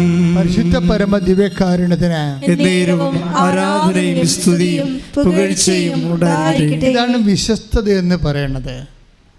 വിശ്വസ്തനായി കഴിഞ്ഞാൽ ദൈവം വിളിക്കുന്നൊരു പേരാണ് ദാസൻ. ഇപ്പം അമ്മയെ പറഞ്ഞത്, ഞാൻ ഇതാ കർത്താവിൻ്റെ ദാസി എന്ന് പറഞ്ഞില്ലേ. ദൈവം അങ്ങനെ ഇങ്ങനെ ആരെയും കയറി ദാസൻ ദാസി എന്ന് വിളിക്കത്തില്ല. മക്കളെയൊക്കെ ഒന്ന് വിളിക്കും, മകളെ എന്നൊക്കെ വിളിക്കും, മകനെ എന്നൊക്കെ വിളിക്കും. വലിയ കഥയൊന്നുമില്ല. പക്ഷെ ദാസനെന്ന് വിളിക്കണമെങ്കിൽ അത് വേറെ റാങ്കാണ്. നമ്മൾ IT പഠിക്കണ പോലെ IT എന്നൊക്കെ പറഞ്ഞാൽ മക്കളെ എന്ന് വിളിക്കണ പോലെ ഇരിക്കും. IAS വേറെയല്ലേ, IAM റാങ്ക് വ്യത്യാസം ഉണ്ടായി. ദാസൻ എന്ന് പറഞ്ഞാൽ വിശ്വസ്തതയിലേക്ക് പോയാൽ മാത്രമേ ദാസനാകത്തുള്ളൂ. ഈ വിശ്വസ്തതയും ദാസനും അങ്ങനെ വരുമ്പോൾ ദൈവത്തിൻ്റെ ഒരു തിരഞ്ഞെടുപ്പുണ്ടാകും. ഇപ്പം 12:18 കൃപ ഇങ്ങനെ വരണത്. ഇനി ഡിക്സന് കൃപ കിട്ടാൻ എളുപ്പമാണ്. ഇപ്പം അനുഗ്രഹം കിട്ടണമല്ല, ആ മനുഷ്യൻ കൃപയിലേക്കാണ് വരാൻ പോണത്. അനുഗ്രഹം ഫിസിക്കൽ ഫേവേഴ്സാണ്, യൂസ് ആൻഡ് ത്രോ. ആ കാശ് കിട്ടിയത് മുഴുവനും വേണമെങ്കിൽ മക്കൾ തോന്നിവാസികളാണെങ്കിൽ ആ കാശിലെ നശിപ്പിക്കും. അതല്ല, അനുഗ്രഹം എന്ന് പറയുന്നത് നമ്മൾ സൂക്ഷിച്ചില്ല, അല്ലെങ്കിൽ ചില സമയത്ത് വെറുതെ ഈ പെട്രോൾ വെറുതെ ഇരുന്ന് ആവിയാകണ പോലെ ആവിയായി പോണത് അവസാനം ഫേവേഴ്സാണ്. അനുഗ്രഹങ്ങളുടെ ഒരു പ്രശ്നം അതാണ്. കാര്യം എന്താ വെച്ചാൽ ഇന്നിപ്പോൾ ഒരു അനുഗ്രഹം നിങ്ങൾക്ക് കിട്ടി. ഇന്ന് നിങ്ങൾ ഒരു കാര്യത്തിന് വേണ്ടി OET പാസ്സാക്കാൻ വേണ്ടി കഷ്ടപ്പെട്ട് പഠിക്കുകയാണ്. പക്ഷേ നിങ്ങൾ അവിടെ ഇംഗ്ലണ്ടിൽ ചെന്ന ശേഷം വേറൊരു പരീക്ഷയില്ലേ. അപ്പം ഇവിടെ എത്തുമ്പോൾ OET ആയിരിക്കും. പക്ഷേ ഓവർസീസിൽ ചെന്ന് കഴിയുമ്പോൾ വേറെ പരീക്ഷയായിരിക്കും നിങ്ങളെ ടെൻഷൻ എടുപ്പിക്കണം. അപ്പോൾ ഓരോരോ കാലത്ത് അനുഗ്രഹം ഇങ്ങനെ മാറിക്കൊണ്ടേയിരിക്കും. അതിൻ്റെ വിഷയം ഇപ്പം ഇന്നും ആവശ്യമുള്ളതായിരിക്കത്തില്ല, നാളെ ആവശ്യമുള്ളത്. പക്ഷേ എന്നും ആവശ്യമുള്ള സാധനമുണ്ട്, കൃപയാണ്. അതാണ് വിഷയം. ഇതെല്ലാം നമ്മൾ എന്നും ആവശ്യമുള്ള സംഭവമാണ് കൃപയാണ്. കൃപ ആർജിക്കുമ്പോഴാണ് ടൈം ഷോർട്ടനിങ് നടക്കുന്നത്, നോട്ട് ബൈ മേട്ട് നടക്കുന്നത്. അതുപോലെ തന്നെ ഭാരലഘുത്വം, ഹെവി ആയിട്ടുള്ള സബ്ജക്റ്റൊക്കെ. ഇപ്പോൾ തന്നെ ഡിക്സൻ്റെത് ഹെവി ആയിട്ടുള്ള സബ്ജക്റ്റ് അല്ലേ. അത് മോശമാകാൻ പോകണമെങ്കിൽ ഡെഡ് ബോഡി പാർസൽ ചെയ്യേണ്ടി വരും അവിടെ നിന്ന് ഇങ്ങോട്ട്. കാര്യം കാശും പോയി, ജയിലുമായി, ജോലിയുമില്ല, വേലയുമില്ല, കൂലിയുമില്ല, നാട്ടിൽ വന്നാലും കടമാണ്, പിന്നെ വരാതെയും എന്തെല്ലാം തകർച്ചയിലേക്ക് പോകേണ്ട സംഭവമാണ്. അപ്പോൾ അതിൻ്റെ പക്ഷേ അത് എല്ലാം റീസ്റ്റോർ ചെയ്ത് കൊടുത്തു. പക്ഷേ റീസ്റ്റോറിങ്ങിൻ്റെ കാലത്തെല്ലാം പുള്ളി വളരെ വിശുദ്ധിയോടുകൂടിയും വിശ്വസ്തയോടുകൂടിയും ദൈവതിരുസന്നിധിയിൽ ഒരിക്കൽ പോലും ദൈവത്തിൻ്റെ മനസാക്ഷിക്കൊരു പോറലേൽപ്പിക്കാത്ത രീതിയിൽ അമ്മയുടെയൊക്കെ ഒരു വിജയം അതല്ലേ. ഏത് ചാണാക്കുഴി കൊണ്ട് പ്രസവിക്കാൻ ഇട്ട് കൊടുത്താലും പ്രസവിച്ചിട്ട് ഹൃദയത്തിൽ സംഗ്രഹിക്കും, മിണ്ടത്തില്ല. ഞാൻ എപ്പോഴും ഓർക്കുക, യേശു പറയുന്ന പല വാക്കുകളും അമ്മയ്ക്ക് പരീക്ഷണങ്ങളായിരുന്നു. യേശു പറഞ്ഞ പല വാക്കുകളും അമ്മയുടെ വിശുദ്ധിയെ പരീക്ഷിച്ചതായിരുന്നു. പിതാവ് യേശുവിനെ പരീക്ഷിച്ചു, യേശു അമ്മയെ പരീക്ഷിച്ചു എന്ന് ഞാൻ പറയത്തുള്ളൂ. കാര്യം എന്നറിയാവോ? ഇപ്പോൾ അമ്മ എനിക്കും നിനക്കും എന്താ, എൻ്റെ സമയം ഇനി സമാഗതമായിട്ടില്ലല്ലോ, ഇല്ലേ? ആ സമയത്ത് വേണമെങ്കിൽ എനിക്കും നിനക്കും എന്ത് എന്നുള്ള കാര്യം ഒഴിവാക്കാൻ വേണമെന്ന് യേശുവിനെ ഒഴിവാക്കില്ല. യേശു അപ്പൻ്റെ സ്വഭാവമാണ്. അപ്പൻ എപ്പോഴും ഈ കുരിശ് വെച്ച് മാത്രമേ കൃപ കൊടുക്കത്തുള്ളൂ. അത് പേയ്മെൻ്റാണെല്ലാം. അതുകൊണ്ട് ബൈബിൾ പറയണം, നമ്മൾ വിലക്ക് വാങ്ങപ്പെട്ടതാണ്. Taste the bread of God, വിലക്ക് വാങ്ങപ്പെട്ടവരാണ്. ശ്രദ്ധിക്കട്ടെ. ഹല്ലേലൂയ. 1 കൊരിന്തോസ് 6:20 നിങ്ങൾ വിലക്ക് വാങ്ങപ്പെട്ടവരാണ്.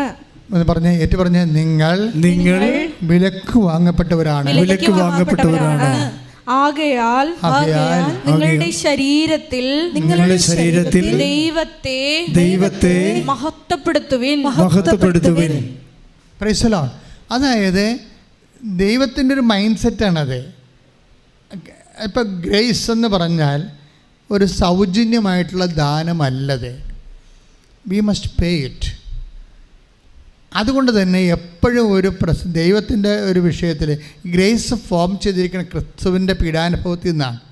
ഈ പീഡാനുഭവത്തെ കണ്ട് പാപത്തിൻ്റെ പരിഹാരമായെന്ന് കണ്ട് തൃപ്തിയായി മനസ്സ് ഈ പിതാവിൻ്റെ മനസ്സ് പ്രസാദിക്കുന്നതിൽ നിന്നാണ് ഈ പ്രസാദമാണ് കൃപയായിട്ട് വരുന്നത്.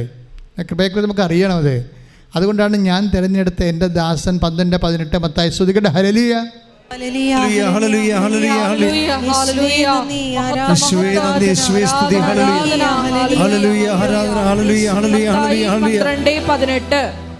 ഇതാ ഞാൻ തിരഞ്ഞെടുത്ത എൻ്റെ ദാസൻ, എന്റെ ആത്മാവ് പ്രസാദിച്ച എന്റെ പ്രിയപ്പെട്ടവൻ, ഞാൻ അവന്റെ മേൽ എന്റെ ആത്മാവിനെ അയക്കും. അപ്പം കൃപ ഇപ്പം ഡിക്സൺ ഇപ്പം പരുവപ്പെട്ടെന്ന് ഞാൻ പറഞ്ഞില്ലേ. ഇനി ഇവന് കൃപ കിട്ടാൻ എളുപ്പമാണ്. കാര്യം എന്താണ്? ക്ലേശകാര്യങ്ങളിൽ, പുരുഷൻ്റെ കാര്യങ്ങളിൽ അവൻ പേയ്മെൻറ്റ് നടത്തി. പേയ്മെൻറ്റ് എന്താണ്? വിശ്വസ്തതയാണ്, അല്ലേ? ആ സസ്പെൻഡ് ചെയ്താലും ശരി, ജയിലിൽ പോയാലും ശരി, അപ്പോഴെല്ലാം ഉടമ്പടിയോട് വിശ്വസ്തത പാലിക്കുന്ന. അപ്പോൾ അവൻ ദാസനായി. അപ്പോൾ 18 അല്ലേ? 12-18 വർക്കൗട്ട് ചെയ്യണം. എന്താണ്? ഇതാ ഞാൻ തിരഞ്ഞെടുത്ത എൻ്റെ ദാസൻ. ഇനി എന്താണ് അടുത്ത ആക്ടിവേഷൻ? എന്താണ്? എൻ്റെ ആത്മാവ് പ്രസാദിച്ച എൻ്റെ പ്രിയപ്പെട്ടവൻ. ദൈവത്തിൻ്റെ ആത്മാവ് പ്രസാദിച്ച് കഴിഞ്ഞാൽ പിന്നെ എന്ത് ചെയ്യും? അവൻ്റെ മേൽ എൻ്റെ ആത്മാവിനെ അയക്കും, കൃപയെ അയക്കും. മനുഷ്യനെ കൃപ ലഭിക്കുന്നത് ഈ പേയ്മെൻറ്റ് കൊടുത്തു കഴിയുമ്പോഴാണ്. ഈ പേയ്മെൻറ്റായിട്ട് ഡിക്സൺ ഇപ്പോൾ വന്നിരിക്കുന്നത് എന്താണ്? വിശ്വസ്തതയാണ്. മനസ്സിലായില്ലേ? നിങ്ങൾ ക്ലേശകാലങ്ങളിൽ നിങ്ങൾ ദൈവത്തോട് വിശ്വസ്തത കാണിച്ചാൽ ഒഴിവാക്കാൻ പറ്റാവുന്നൊരു പാപം ഒഴിവാക്കി എന്ന് വിചാരിക്കുക. അത് ദൈവസ്നേഹത്തിന് കാഴ്ചവെച്ചാൽ നിങ്ങൾ വില കൊടുത്തു അതിൻ്റെ. അതാണ് 1 കൊരിന്തോസ് 6:20 പറയുന്നത്. എന്താണ്? നമ്മൾ വിലക്ക് വാങ്ങപ്പെട്ടവരാണെന്ന് പറയുമ്പോൾ തന്നെ ഉദ്ദേശിക്കുന്നത് എന്താണ്? വി മസ്റ്റ് പേ ഇറ്റ് എന്നാണ്. നമ്മൾ പേയ്മെൻറ്റ് നടത്തണം. അനുഗ്രഹങ്ങൾക്ക് പേയ്മെൻ്റ് ഇല്ലെന്ന് ഈശോ പറഞ്ഞിട്ടുണ്ട്. കൃപയ്ക്ക് മാത്രമേ പേയ്മെൻ്റ് ഉള്ളൂ, അനുഗ്രഹങ്ങൾക്ക് പേയ്മെൻ്റ് ഇല്ല. അനുഗ്രഹങ്ങൾ ആർക്കും കിട്ടുമെന്നല്ല ഈശോ പറഞ്ഞത്. ആ ദൈവത്തിൻ്റെ നേച്ചറിൽ നിന്നാണ് അനുഗ്രഹം വരണത്. അനുഗ്രഹം ആർക്കും കിട്ടും. എന്താ കാര്യം? അത് ജനറ്റിക്കൽ ബ്ലെസ്സിംഗ് എന്ന് ഞാൻ എപ്പോഴും പറയാം. ലുക്ക എന്താ ഉൽപ്പത്തി 1:28 എന്താണ്? നിങ്ങളുടെ സന്താന പുത്രരുടെ പെരുകി ഭൂമിയെ കീഴടക്കാൻ പറയും. അതുകൊണ്ട് തന്നെ ഫിസിക്കൽ ഫേവേഴ്സ് ആർക്കും കിട്ടും. ഇപ്പം കായൻ ആബേലിനെ കൊന്നില്ലേ? ആബേലിനെ കൊന്നിട്ട് പോലും കായന് ദൈവം അടയാളം ഇട്ട് കൊടുത്തു. ആ കായൻ വിഷമിച്ച് വന്ന് ദൈവത്തിൻ്റെ അടുത്ത് വന്ന്, എനിക്ക് നിൻ്റെ മുമ്പിൽ നിന്ന് എന്നെ നീ പുറത്ത് വിട്ട് പറഞ്ഞു വിട്ടു, അത് കാരണം എനിക്ക് ജീവിക്കാൻ പറ്റില്ല, മറ്റു മൃഗങ്ങളൊക്കെ എന്നെ കൊല്ലാൻ പോകണമെന്ന് പറഞ്ഞപ്പോൾ ദൈവം കരുണയുടെ കൈകൾ നീട്ടി കൊടുത്തിട്ട് പറഞ്ഞു, നിന്നെ ആരും കൊല്ലത്തൊന്നുമില്ല എന്ന് പറഞ്ഞ് അടയാളം ഇട്ട് കൊടുത്തു. അപ്പം അനിയനെ കൊന്ന കൊലപാതകയുടെ നെറ്റിയിൽ സംരക്ഷണത്തിൻ്റെ അടയാളം ഇട്ട ആളാണ് ദൈവം. മനസ്സിലായില്ലേ? അതെന്താ? ബേസിക്കായിട്ട് ദൈവം സ്നേഹമായതുകൊണ്ടാണ്. ദൈവത്തിന് ഓപ്ഷൻ മറിച്ച് ചെയ്യാൻ പറ്റത്തില്ല. ഈ ദൈവമാണ് നിന്നെ സ്നേഹത്തിലേക്കും കാരുണ്യത്തിലേക്കും വിളിക്കണത്, അനുരഞ്ജനത്തിലേക്ക് വിളിക്കണത്. കാര്യം അവിടുത്തെ സ്നേഹം നിനക്ക് കുറഞ്ഞു പോകരുതെന്ന് ആഗ്രഹിച്ചിട്ടാണ് നിന്നെ സ്നേഹം കൊണ്ട് ദൈവം സ്നാനപ്പെടുത്താൻ വേണ്ടിയാണ് നിന്നെ അനുതാപത്തിലേക്ക് വിളിക്കണത്. പ്രാർത്ഥിക്കുക, കർത്താവേ എന്നെ അനുതാപത്തിലേക്ക് വിളിക്കുന്നത് അങ്ങയുടെ സ്നേഹത്താൽ എന്നെ സ്നാനപ്പെടുത്താനാണെന്ന് തിരിച്ചറിഞ്ഞുകൊണ്ട് തിരിച്ചു വരാൻ അഭിഷേകം നൽകണമേ.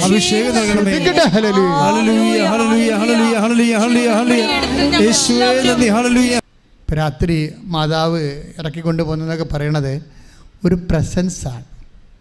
ഉടമ്പടിക്ക് മാത്രമുള്ള ഒരു സംഭവമാണത്. ഉടമ്പടിക്ക് മാത്രമുള്ളതാണ് presence, feeling of the presence. അത് ആന്തരിക അഭിഷേകമായി. ഇപ്പം നമുക്ക് ചിലപ്പോൾ സുഗന്ധാഭിഷേകമോ അങ്ങനെയൊന്നും തോന്നത്തില്ല, പക്ഷേ ആന്തരിക അഭിഷേകം കിട്ടും. അത് പ്രസൻസിൻ്റെ ഇഫക്റ്റാണ് ആന്തരിക അഭിഷേകം. ഇപ്പം നമ്മൾ ഈ ഉടമ്പടിയിലൂടെ നമ്മുടെ ആധ്യാത്മിക ലോകം ഒത്തിരിയേറെ ഗ്രേഡഡായി. എന്താ പ്രശ്നം വെച്ച് കഴിഞ്ഞാൽ, ഇപ്പം ഞാൻ നിങ്ങളോട് എൻ്റെ മെക്കാനിസം പറഞ്ഞില്ലേ, ഹൗ ടു മൂവ് ആധ്യാത്മികതയിലേക്ക് വളർച്ചയിൽ. ഇപ്പം ദൈവസാന്നിധ്യം അനുഭവിച്ച് പേയ്മെൻ്റ് ആയിക്കഴിഞ്ഞാൽ, നമ്മുടെ ഭാഗത്തു നിന്ന് വിശ്വസ്തതയായിക്കഴിഞ്ഞാൽ, എന്നുവെച്ചാൽ ക്ലേശകാലങ്ങളിലും ദൈവത്തെ കൈവിടാതെ വിശ്വാസത്തോടെ തന്നെ ഉറച്ചു നിന്നുകൊണ്ട്, അമ്മ കണ്ടില്ലേ എന്തെല്ലാം ഈശോ പറഞ്ഞിട്ടും തുളുമ്പില്ലല്ല, തുളുമ്പാത്തൊരു ആധ്യാത്മികതയാണ്. എൻ്റെ ഈശോ നീ എന്താ ഞങ്ങളോട് ഇങ്ങനെ ചെയ്തത്, ഞാനും നിൻ്റെ പിതാവും കൂടി എന്തുമാത്രം ക്ലേശിച്ചെന്നു എന്ന് ചോദിക്കുമ്പോൾ ഈശോ എന്താ പറയണത്? നിങ്ങളെന്താ എന്നെ അന്വേഷിച്ചത്? ഞാൻ എൻ്റെ പിതാവിൻ്റെ കാര്യത്തിൽ അത് വളരെ വളരെ ശാന്തമായിട്ട് പറഞ്ഞാൽ മതി. പക്ഷേ അതിൻ്റെ അകത്തൊരു കുത്തുവെച്ച കൊടുത്താൽ പറയണം. കുരിശ് വെച്ചാണ്. കൃപ വരുമ്പോൾ അതിന് മുമ്പിൽ ആദ്യം കുരിശാണ് വരുന്നത്. നമ്മുടെ യാത്രയെല്ലാം അങ്ങനെയല്ലേ അല്ലേ? പെരുന്നാൾ യാത്രയായാലും മുമ്പിൽ ഒരു കുരിശ് പോണ കാണാം. ഈ ഓശാന ഞായറാഴ്ചത്തെ യാത്രയായാലും മുമ്പേ ഒരു കുരിശ് പോകും. എന്ത് സംഭവമായാലും നമ്മുടെ പ്രതീക്ഷയ്ക്ക് മുമ്പേ കുരിശാണ് നിൽക്കുന്നത്. കൃപ വരുന്നുമ്പോൾ ആദ്യം വരുന്നത് കുരിശായിരിക്കും. ഈ കുരിശിനോട് നമ്മൾ കാണിക്കണ വിശ്വസ്തതയില്ലേ, അതാണ് നമ്മൾ ദാസനും ദാസ്യമാക്കുന്നത്. നമ്മൾ ദാസനും ദാസ്യമായ അടുത്ത സ്റ്റെപ്പ് എന്താണ്? പ്രസൻസാണ്. എന്താണ്? ദൈവത്തിൻ്റെ സാന്നിധ്യം. ഇതാണ് അബൈഡിങ് എന്ന് പറയണത്. ദൈവം നമ്മുടെ കൂടെ വസിക്കുന്ന മുമ്പ് ഉണ്ടാകുന്ന ചില കാര്യങ്ങളാണ്. ഈ വിശ്വസ്തത ഒരു ഭയങ്കര സീരിയസ് പ്രോബ്ലമാണ്. അപ്പം നിന്നെ സ്വന്തമാക്കിയെന്ന് വായിച്ചില്ലേ? സ്വന്തമാക്കുക, take the word of God, സ്വന്തമാക്കുക. നമ്മളെ വായിച്ചാണ് നേരത്തെ. ശ്രദ്ധിക്കട്ടെ. ഹല്ലേലൂയ ഹല്ലേലൂയ ഹല്ലേലൂയ ഹല്ലേലൂയ. യേശുവേ നന്ദി, യേശുവേ സ്തുതി. Hallelujah hallelujah. യേശുവേ ആരാധന ആരാധന ആരാധന ആരാധന. ഇത് എനിക്ക് കിട്ടിക്കഴിഞ്ഞെന്നോ, ഞാൻ പൂർണ്ണനായെന്നോ അർത്ഥമില്ല.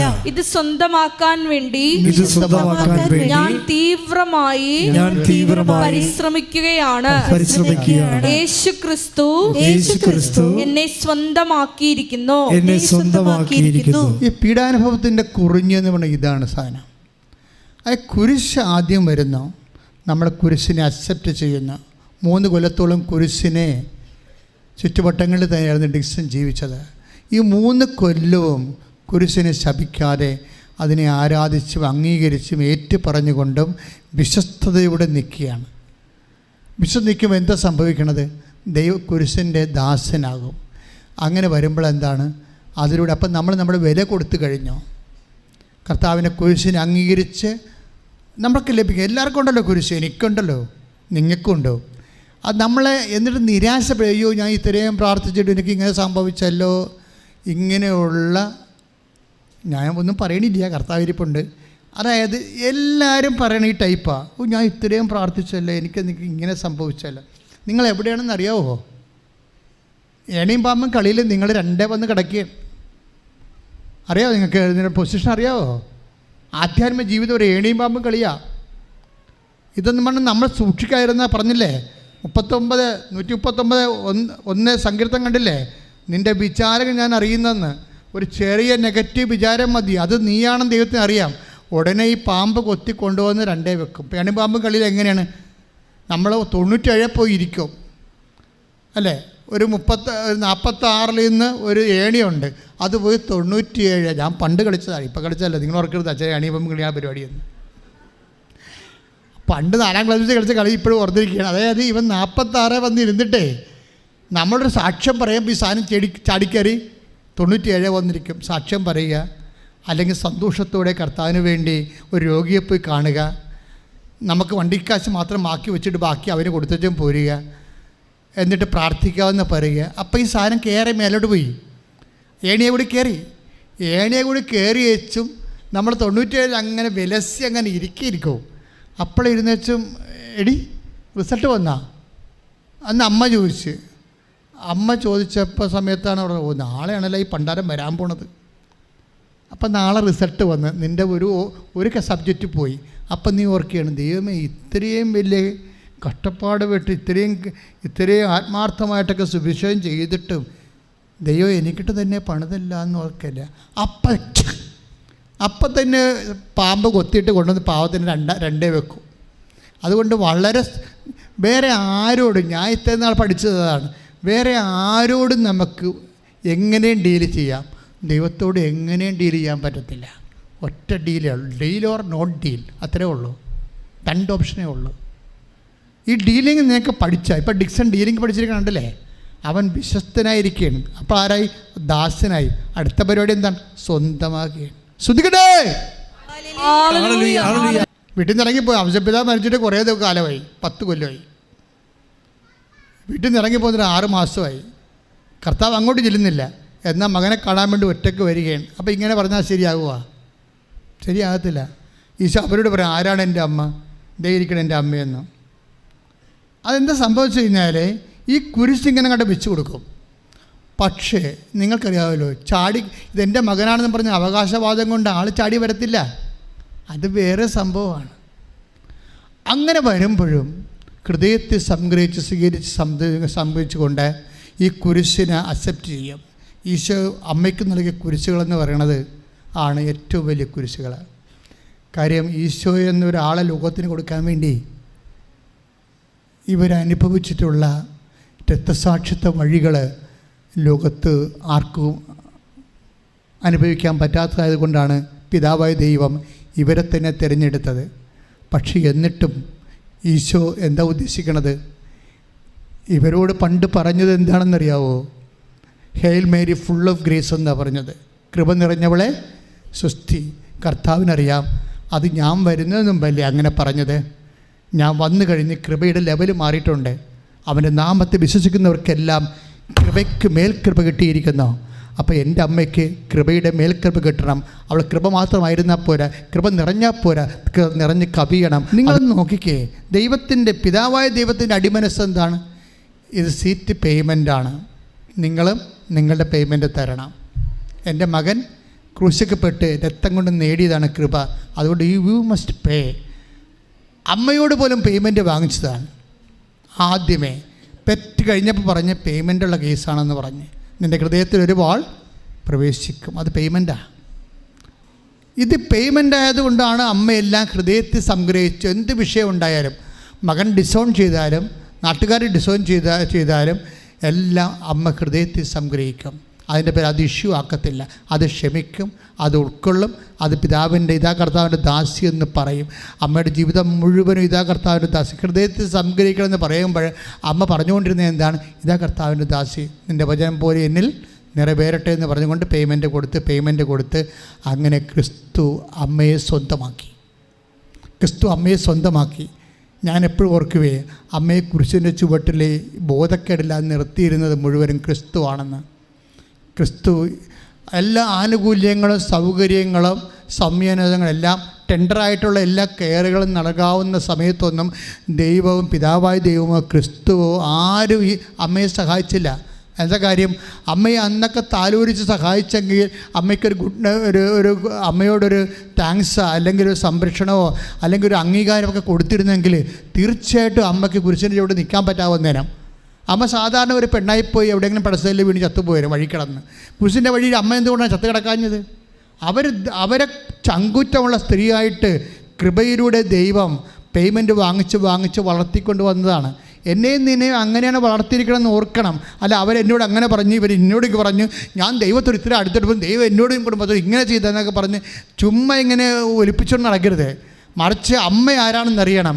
ഹൃദയത്തിൽ സംഗ്രഹിക്കാനുള്ള സമയം പരാതിയില്ല, പരിഭവമില്ലാതെ എൻ്റെ ദൈവം രാത്രിയാണെങ്കിലും ഒരു നിയമത്തിന് അതിലംഘിച്ചുകൊണ്ട് എൻ്റെ ജയിലിൽ നിന്ന് എന്നെ പൊക്കിക്കൊണ്ട് പോകാൻ കഴിവുള്ളവനാണ് എൻ്റെ ദൈവമെന്ന് ഈ മനസ്സിൽ ചിന്തിക്കണം. ആരാണ് ദൈവമെന്ന് വൈദ്യരം പറയുന്നുണ്ട്. ഏറ്റു പറയുക, കൈക്കുമ്പിളിൽ ആഴികളെ അളക്കുകയും ആകാശവിശാലതയെ ചാണിൽ ഒതുക്കുകയും ഭൂമിയിലെ പൊടിയെ അളവുപാത്രത്തിൽ ഉൾക്കൊള്ളിക്കുകയും പർവ്വതങ്ങളുടെ ഭാരം വെള്ളിക്കോലിൽ നിശ്ചയിക്കുകയും കുന്നുകളെ തുലാസിൽ തൂക്കുകയും ചെയ്തവനാര്? അതാണ് ദൈവത്തിൻ്റെ ശക്തി. ആ ദൈവമാണ് നിന്നെ ഏത് ക്ലേശങ്ങളിൽ നിന്ന് വീണ്ടെടുക്കാൻ പോകുന്നവൻ. പക്ഷേ ഏറ്റവും വലിയ ക്ലേശം എന്താണ്? നിത്യക്ലേശമല്ലേ, നരകമല്ലേ. അതിൽ നിന്ന് വീണ്ടെടുപ്പിന് വേണ്ടി നിനക്കെന്ന് വില ചോദിച്ചുകൊണ്ടിരിക്കുകയാണ്. അമ്മ ആ വില പൂർണ്ണമായി കൊടുത്തതുപോലെ നീ ഒരിക്കലും എന്തെങ്കിലും നിസ്സാര കാര്യങ്ങൾ ജീവിതത്തിൽ നിൻ്റെ പ്രതീക്ഷകൾക്കെതിരെ സംഭവിക്കുമ്പോൾ ദൈവത്തിൻ്റെ മേൽ നീ കണ്ണുയർത്തരുത്. എന്താ കാര്യം എന്നറിയാവോ? പിശാചിൻ്റെ സ്വഭാവം പിശാചിൻ്റെ ആണെങ്കിൽ പോലും നീ ദൈവത്തോട് കാണിക്കുന്ന ഈ ഇതുപോലെയുള്ള നിറവുകളില്ലാത്ത സ്വഭാവം കാരണം പിശാച് പോലും നിൻ്റെ കണ്ണ് കുത്തിപ്പൊട്ടിച്ച് കളയും. എന്താ കാര്യം വെച്ച് കഴിഞ്ഞാൽ നമ്മൾ ഓരോ ദൈവം സത്യസന്ധനും സ്വന്തം ഏകജാതം നൽകാൻ തക്കവിധ സ്നേഹമുള്ളവനുമാണ്. എന്തിനാണ് അമ്മയെ കുരിശിൻ്റെ ചുവട്ട് വരെ എത്തിച്ചിട്ട് മുട്ടറപ്പോടുകൂടി അമ്മയെ നിർത്തിയതവിടെ ചങ്കുറപ്പോടെ? കർത്താവിന് അവസാനം ചാരാനുള്ള നെഞ്ചായിരുന്നാണ് നിന്നത്. അവസാനം ഈശോ ചാരുന്ന നെഞ്ചാണ് കുറിച്ച് നമ്മൾ പറഞ്ഞത് അല്ലേ? ശരീരത്തിൻ്റെ പ്രവണത. അതുപോലെ തന്നെ യേശുവിന് ഒരു പ്രവണതയുണ്ട്. എന്താണ്? നമ്മളെ സ്വന്തമാക്കുക എന്നുള്ളത്. ശരീരത്തിൽ എന്ത് പ്രവണതയുണ്ടോ അത് പിശാച് നമ്മളെ സ്വന്തമാക്കും. നിൻ്റെ കുരിശ് നീ അക്സെപ്റ്റ് ചെയ്യുമ്പോൾ ആത്മസംയമനത്തിലൂടെ ഇത് വചനത്തിന് ദാസരായി മാറുമ്പോൾ ദൈവം നിന്നെ സ്വന്തമാക്കും. ക്രിസ്തുവിനെ സ്വന്തമാക്കി ആ സ്വന്തമായി മാറലി ചാരാൻ കുരിശിൻ്റെ ചുവട്ടിൽ നിർത്തപ്പെടുന്ന ഒരു സ്ത്രീയുടെ ജന്മം, കടന്നു പോകുന്ന കുരിശിൻ്റെ യാത്രയിൽ അവൾ കൈവരിച്ച നിലപാടിൻ്റെ പേരാണ് ആത്മസംയമനമെന്ന്. ഒരു പരാതിയില്ലാതെ പരിഭവമില്ലാതെ ഇതാ കർത്താവിൻ്റെ ദാസി അങ്ങയുടെ വചനം പോലെ ഇതിൽ നിറവേറട്ടെ എന്ന് മംഗളവാർത്തയിൽ പറഞ്ഞത് അന്ത്യം വരെ പറഞ്ഞുകൊണ്ട് നിൽക്കുന്ന അമ്മയാണ് വിശുദ്ധ വാരത്തിൻ്റെ ഏറ്റവും വലിയ ദൈവത്തിൻ്റെ മുഖം. ശ്രദ്ധിക്കട്ടെ.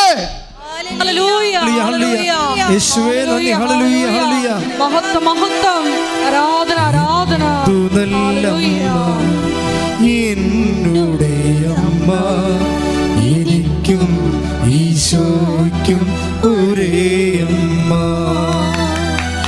എന്തു നല്ലമ്മ എന്നുടെ അമ്മ എനിക്കും ഈശോയ്ക്കും ഒരേ അമ്മ.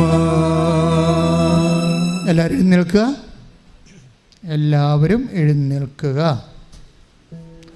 രോഗസൗഖ്യത്തിനായി പ്രാർത്ഥിക്കുന്നു. വലിയ വെളിപാടുകളുടെ ഒരു അനുധ്യാനമാണ് നടന്നത്. അപ്പോൾ തീർച്ചയായും കർത്താവിൻ്റെ വലിയ സാന്നിധ്യം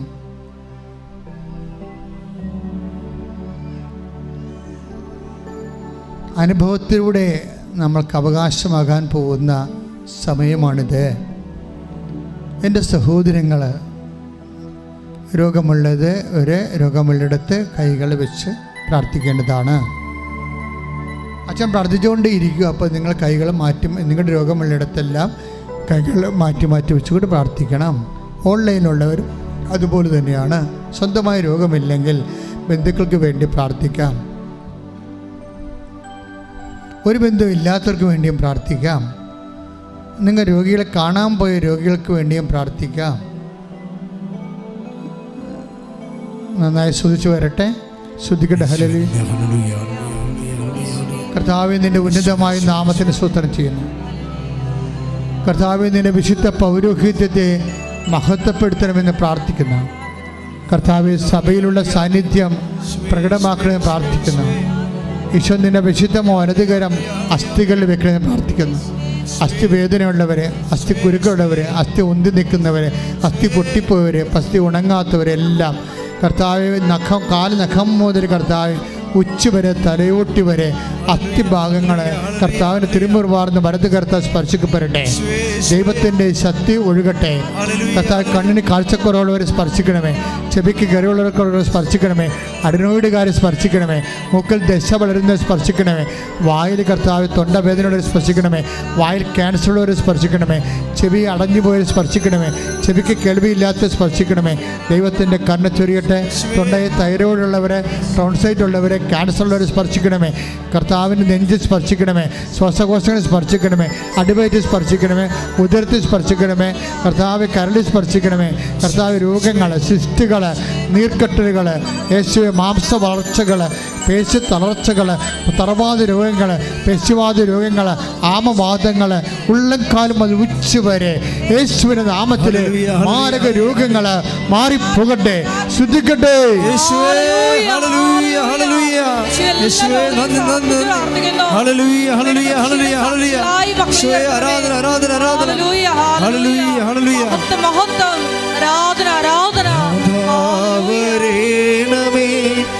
എന്നിൽ നിറയണമേ, നാഥാവരേണമേ, സൗഖ്യം നൽകണമേ.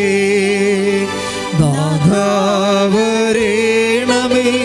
എന്നിൽ നിറയണമേ, നാഥാവരേണമേ, സൗഖ്യം നൽകണമേ. പരിശുദ്ധ പരമ ദിവ്യകാരുണ്യത്തിന് ആരാധനയും സ്തുതിയും പുകഴ്ചയും ഉണ്ടായിരിക്കട്ടെ. എൻ്റെ പ്രിയപ്പെട്ടവരെ, ഇവിടെ സാക്ഷ്യം പറയാമെന്ന് നിങ്ങൾ മനസ്സിൽ പറഞ്ഞോ? ഇന്ന് കർത്താവ് അത്ഭുതം പ്രവർത്തിക്കും. കാരണം ദൈവത്തെ മഹത്വപ്പെടുത്തിയാൽ അപ്പം തന്നെ നിൻ്റെ ഗ്രാഫ്, അനുഗ്രഹത്തിൻ്റെ ഗ്രാഫ് ഉയരും. അതുകൊണ്ട് നീ നേരത്തെ മുൻകൂറായി പറഞ്ഞു, കർത്താവേ അങ്ങനെ അനുഗ്രഹിച്ചാൽ തീർച്ചയായിട്ടും ഞാൻ വിശുദ്ധിയോടെ ജീവിക്കുമെന്ന് പറ. കർത്താവെ, അങ്ങനെ എന്നെ അനുഗ്രഹിച്ച് എൻ്റെ കുടുംബത്തോട് കാരുണ്യം കാണിച്ചാൽ ഞാൻ സുവിശേഷത്തിൻ്റെ സാക്ഷിയായി ജീവിക്കുമെന്ന് പറഞ്ഞോളൂ. ജോലി ഇല്ലാത്തവർക്ക് വേണ്ടി പ്രാർത്ഥിക്കാൻ പോകുന്നു. ജോലി നഷ്ടപ്പെട്ടവർക്ക് വേണ്ടി പ്രാർത്ഥിക്കാൻ പോകുന്നു. സ്ഥലമില്ലാത്തവർക്ക് വേണ്ടിയും വാടകക്കെട്ടത്ത് ജീവിക്കുന്നവർക്ക് വേണ്ടിയും വാടക ഒഴിയാത്തവർക്ക് വേണ്ടി പ്രാർത്ഥിക്കാൻ പോകുന്ന, പലതരത്തിലുള്ള വേദനകളും പരീക്ഷകൾ അകപ്പെട്ടിരിക്കുന്ന, പരീക്ഷ എഴുതിയവർ, പരീക്ഷ തോറ്റവർ, റിസൾട്ട് പ്രതീക്ഷിക്കുന്നവർക്ക് വേണ്ടി പ്രാർത്ഥിക്കാൻ പോകുന്ന, അങ്ങനെ വ്യത്യസ്തങ്ങളായ മേഖലകളിൽ പ്രമോഷൻ കാക്കുന്നവർ, ജോലി അന്വേഷിക്കുന്നവർ, വിദേശത്ത് പോകുന്നവർ, പോയിട്ട് അവിടെ പലതരത്തിലുള്ള ക്ലേശങ്ങൾ അനുഭവിക്കുന്നവർ, തിരിച്ചു വരാൻ ആഗ്രഹിച്ച് വരാൻ പറ്റാത്തവർ, ഇവിടുന്ന് തിരിച്ചു പോകാൻ പറ്റാത്തവർ, അങ്ങനെ വ്യത്യസ്തങ്ങളായ മേഖലകൾക്ക് വേണ്ടി പ്രാർത്ഥിക്കും. ഇടിനാദം പോലെ ശ്രദ്ധിക്കട്ടെ. ഇടിനാദം പോലെ നാമത്തിന് സ്വതന്ത്രം ചെയ്യുന്ന കർത്താവിൻ്റെ ഉന്നതമായ നാമത്തിന് സ്വതന്ത്രം ചെയ്യുന്ന ഓരോ മകനെയും മകളെയും അങ്ങ് സ്പർശിക്കും. കർത്താവേ, ജോലിയില്ലാത്തവർ, വീടില്ലാത്തവർ, വഴിയില്ലാത്തവരെ, വാടക താമസിക്കുന്നവരെ, വാടക ഒഴിഞ്ഞു പോകാത്തവരെ, ഒറ്റിക്കൊടുത്തിരിക്കുക പാട്ടത്തിന് കൊടുത്തിരിക്കുന്നവരെ, കർത്താവേ ലോൺ ബാങ്ക് ലോൺ പാസ്സാകാത്തവരെ, അതുപോലെ തന്നെ കുടുംബത്തിൽ സമാധാനമില്ലാത്തവരെ, കുടുംബത്തിൽ കിടപ്പ് രോഗികളുള്ളവരെ, കർത്താവ് പ്രൊമോഷൻ ലഭിക്കാത്തവർ, സാമ്പത്തികമായ കടങ്ങൾ അകപ്പെട്ടിരിക്കുന്നവരെ, പലതരത്തിൽ കർത്താവ് കയറി പോകാൻ പറ്റാത്തവരെ, നാട്ടിലേക്ക് തിരിച്ചു വരാൻ പറ്റാത്തവരെ, ഓരോരോ രാജ്യങ്ങളിൽ വ്യത്യസ്തമായ ക്ലേശങ്ങൾ അകപ്പെട്ടിരിക്കുന്നവരെ, ദൈവനാമത്തിൽ മാർഗരോഗങ്ങൾ, തിരാവ്യതികളും ജീവിത ദുരിതങ്ങളും യേശു ക്രിസ്തുവിന്റെ നാമത്തിൽ മാറിപ്പോകട്ടെ. ശ്രുതിക്കട്ടെ. Hallelujah, hallelujah, hallelujah. യേശുവേ നന്ദി. ഹല്ലേലൂയ. ഏറ്റെടുക്കണമേ എന്ന് പ്രാർത്ഥിക്കുന്നു. ഹല്ലേലൂയ. വരേണമേ, എന്നിൽ നിറയണമേ. ഹല്ലേലൂയ. വരേണമേ, സൗഖ്യം നൽകണമേ. നാഥാ വരേണമേ, എന്നിൽ നിറയണമേ. നാഥാ വരേണമേ, സൗഖ്യം നൽകണമേ. മൗനമായി പ്രാർത്ഥിക്കേണ്ട സമയമാണ്. ഇരുന്ന് പ്രാർത്ഥിക്കുക. പക്ഷേ അറിയിപ്പിൻ്റെ സമയമാണ്. അതുകൊണ്ട് നിങ്ങൾ മൗനമായി ഇരുന്ന് പ്രാർത്ഥിക്കുക. എന്തെങ്കിലും വിഷയം അച്ഛൻ വിട്ടുപോയിട്ടുണ്ടെങ്കിൽ, ആരാധന ആശീർവാദം കഴിഞ്ഞിട്ടില്ല, ഈശോ ബലിപീഠത്തിൽ തന്നെ ഉണ്ട്, നിങ്ങൾ സാക്ഷ്യം പറയാമെന്ന് പറഞ്ഞുകൊണ്ട് നിങ്ങളുടെ സങ്കടങ്ങൾ, സ്വകാര്യമായ വിഷമതകൾ, ഭാരങ്ങൾ പരിശുദ്ധ അമ്മ വഴി ഈശോയ്ക്ക് ഏൽപ്പിക്കുക. മൗനമായി.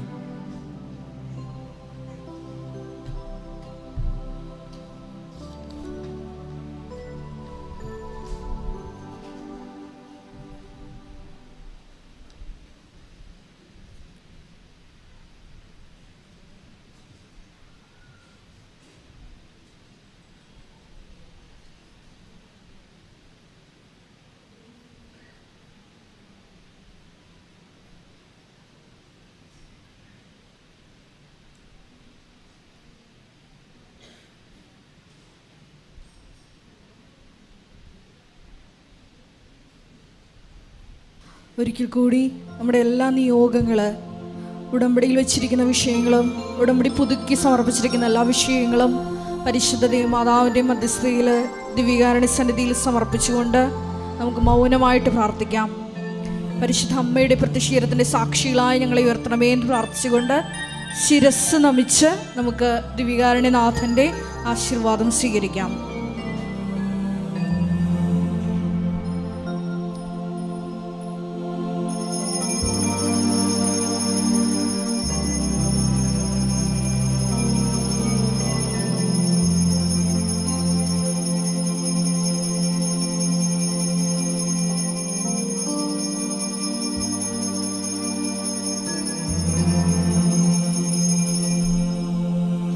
പരിശുദ്ധ പരമമാ ദിവ്യകാരുണ്യമേ, എന്നുമെന്നും അങ്ങേയ്ക്കാരാധന. പരിശുദ്ധ പരമമാ ദിവ്യകാരുണ്യമേ, എന്നുമെന്നും അങ്ങേയ്ക്കാരാധന. പരിശുദ്ധ പരമമാ ദിവ്യകാരുണ്യമേ, എന്നുമെന്നും അങ്ങേയ്ക്കാരാധന. ആവേ ആവേ ആവേ മരിയ, ആവേ ആവേ ആവേ മരിയ. ഈ ആഴ്ചയിലെ അവധികൾ പെസഹ വ്യാഴാഴ്ച ഫുൾ അവധിയാണ്. ദുഃഖ വെള്ളിയാഴ്ചയും ഫുൾ അവധിയാണ്. ദുഃഖ ശനിയാഴ്ചയും അവധിയാണ്. നേരത്തെ ദുഃഖ ശനിയാഴ്ച അവധി അല്ലെന്നാണ് പറഞ്ഞിരുന്നത്. ദുഃഖ ശനിയാഴ്ചയും അവധിയാണ്. അതുപോലെ തന്നെ ഈസ്റ്റർ ഞായറാഴ്ചയും. അപ്പോൾ 4 അവധി ദിവസങ്ങളാണ് ഉള്ളത്. വലിയ വ്യാഴാഴ്ച ഇങ്ങനെ ഇത്രയും അവധി കൊടുക്കണത് എന്തിനാണെന്ന് അറിയുന്നത്? സ്റ്റാഫിന് വേണ്ടിയാണ്. നിങ്ങൾക്ക് വേണ്ടി മാത്രമല്ല, നിങ്ങൾക്ക് സ്വന്തം ഇടവകയിൽ പോകേണ്ട ദിവസങ്ങളാണിതെല്ലാം. വേറെ ഓരോരുത്തരും നിങ്ങളെ പോകരുത്. കാര്യം സ്വന്തം ഇടവകയിലാണ് നമ്മൾ ജ്ഞാനസ്നാനപ്പെട്ടതും കല്യാണം കഴിച്ച് വന്നതും കൂദാശ സ്വീകരിച്ചതും ക്രിസ്തുവിന് ഐക്യപ്പെട്ടതും ക്രിസ്തുവിനെ സ്വീകരിച്ചതെല്ലാം. ഇടവകയെ മറന്ന് ഒരിക്കലും നിങ്ങൾ ജീവിക്കരുത്, എന്ത് ധ്യാന കേന്ദ്രമാണെന്ന് പറഞ്ഞാൽ. ഈ ദിവസങ്ങളിലെല്ലാം വെള്ളിയാഴ്ച ഈ ദിവസങ്ങളിൽ പോയി കുമ്പസാരിക്കണം, ഇടവക ധ്യാനത്തിൽ പങ്കെടുക്കണം. കാരണം നിങ്ങൾ ഇടവക എന്ന് പറയുമ്പോൾ നിങ്ങളുടെ പള്ളിയുടെ കണക്കാക്കരുത് അതിന്. അത് എൻ്റെ കർത്താവ് ജീവിച്ചിരിക്കുക എനിക്ക് വേണ്ടി എൻ്റെ ആഹാരം വിളമ്പി കാത്തിരിക്കുന്ന സ്ഥലമാണത്. അപ്പോൾ ഈ ഇടവകയിൽ കൊടുക്കുന്ന ആഹാരം കിട്ടുമ്പോൾ വേറെ പന്തലിൽ പോയി കഴിക്കണത് ശരിയാണ്, എന്ത് നാട്ട കേസാണ്. നിങ്ങൾക്ക് ചിന്തിച്ചാൽ മതിയല്ലാതെ. അപ്പം അതുകൊണ്ട് എപ്പോഴും ശ്രദ്ധിക്കണം. ഈ സ്റ്റാഫിനെല്ലാം ലീവ് കൊടുക്കാൻ വേണ്ടിയാണ്. നമ്മുടെ സ്റ്റാഫിൻ്റെ ഒരു അവസ്ഥ അറിയാമല്ലോ. 2 ഒരു മാസത്തിൽ 2 ലീവാണ് അവർക്കുള്ളത്. പരമക്കാലം അത് എടുക്കത്തില്ല, അത്യാവശ്യക്കാരെ എടുക്കത്തുള്ളൂ.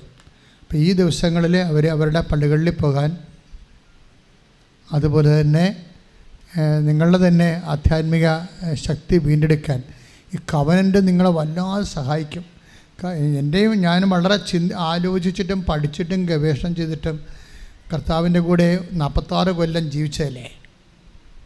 അപ്പോൾ അത്രയും കൊല്ലം സഭയിൽ വന്നിട്ട് 46 കൊല്ലം. അപ്പോൾ വീട്ടിലാണ്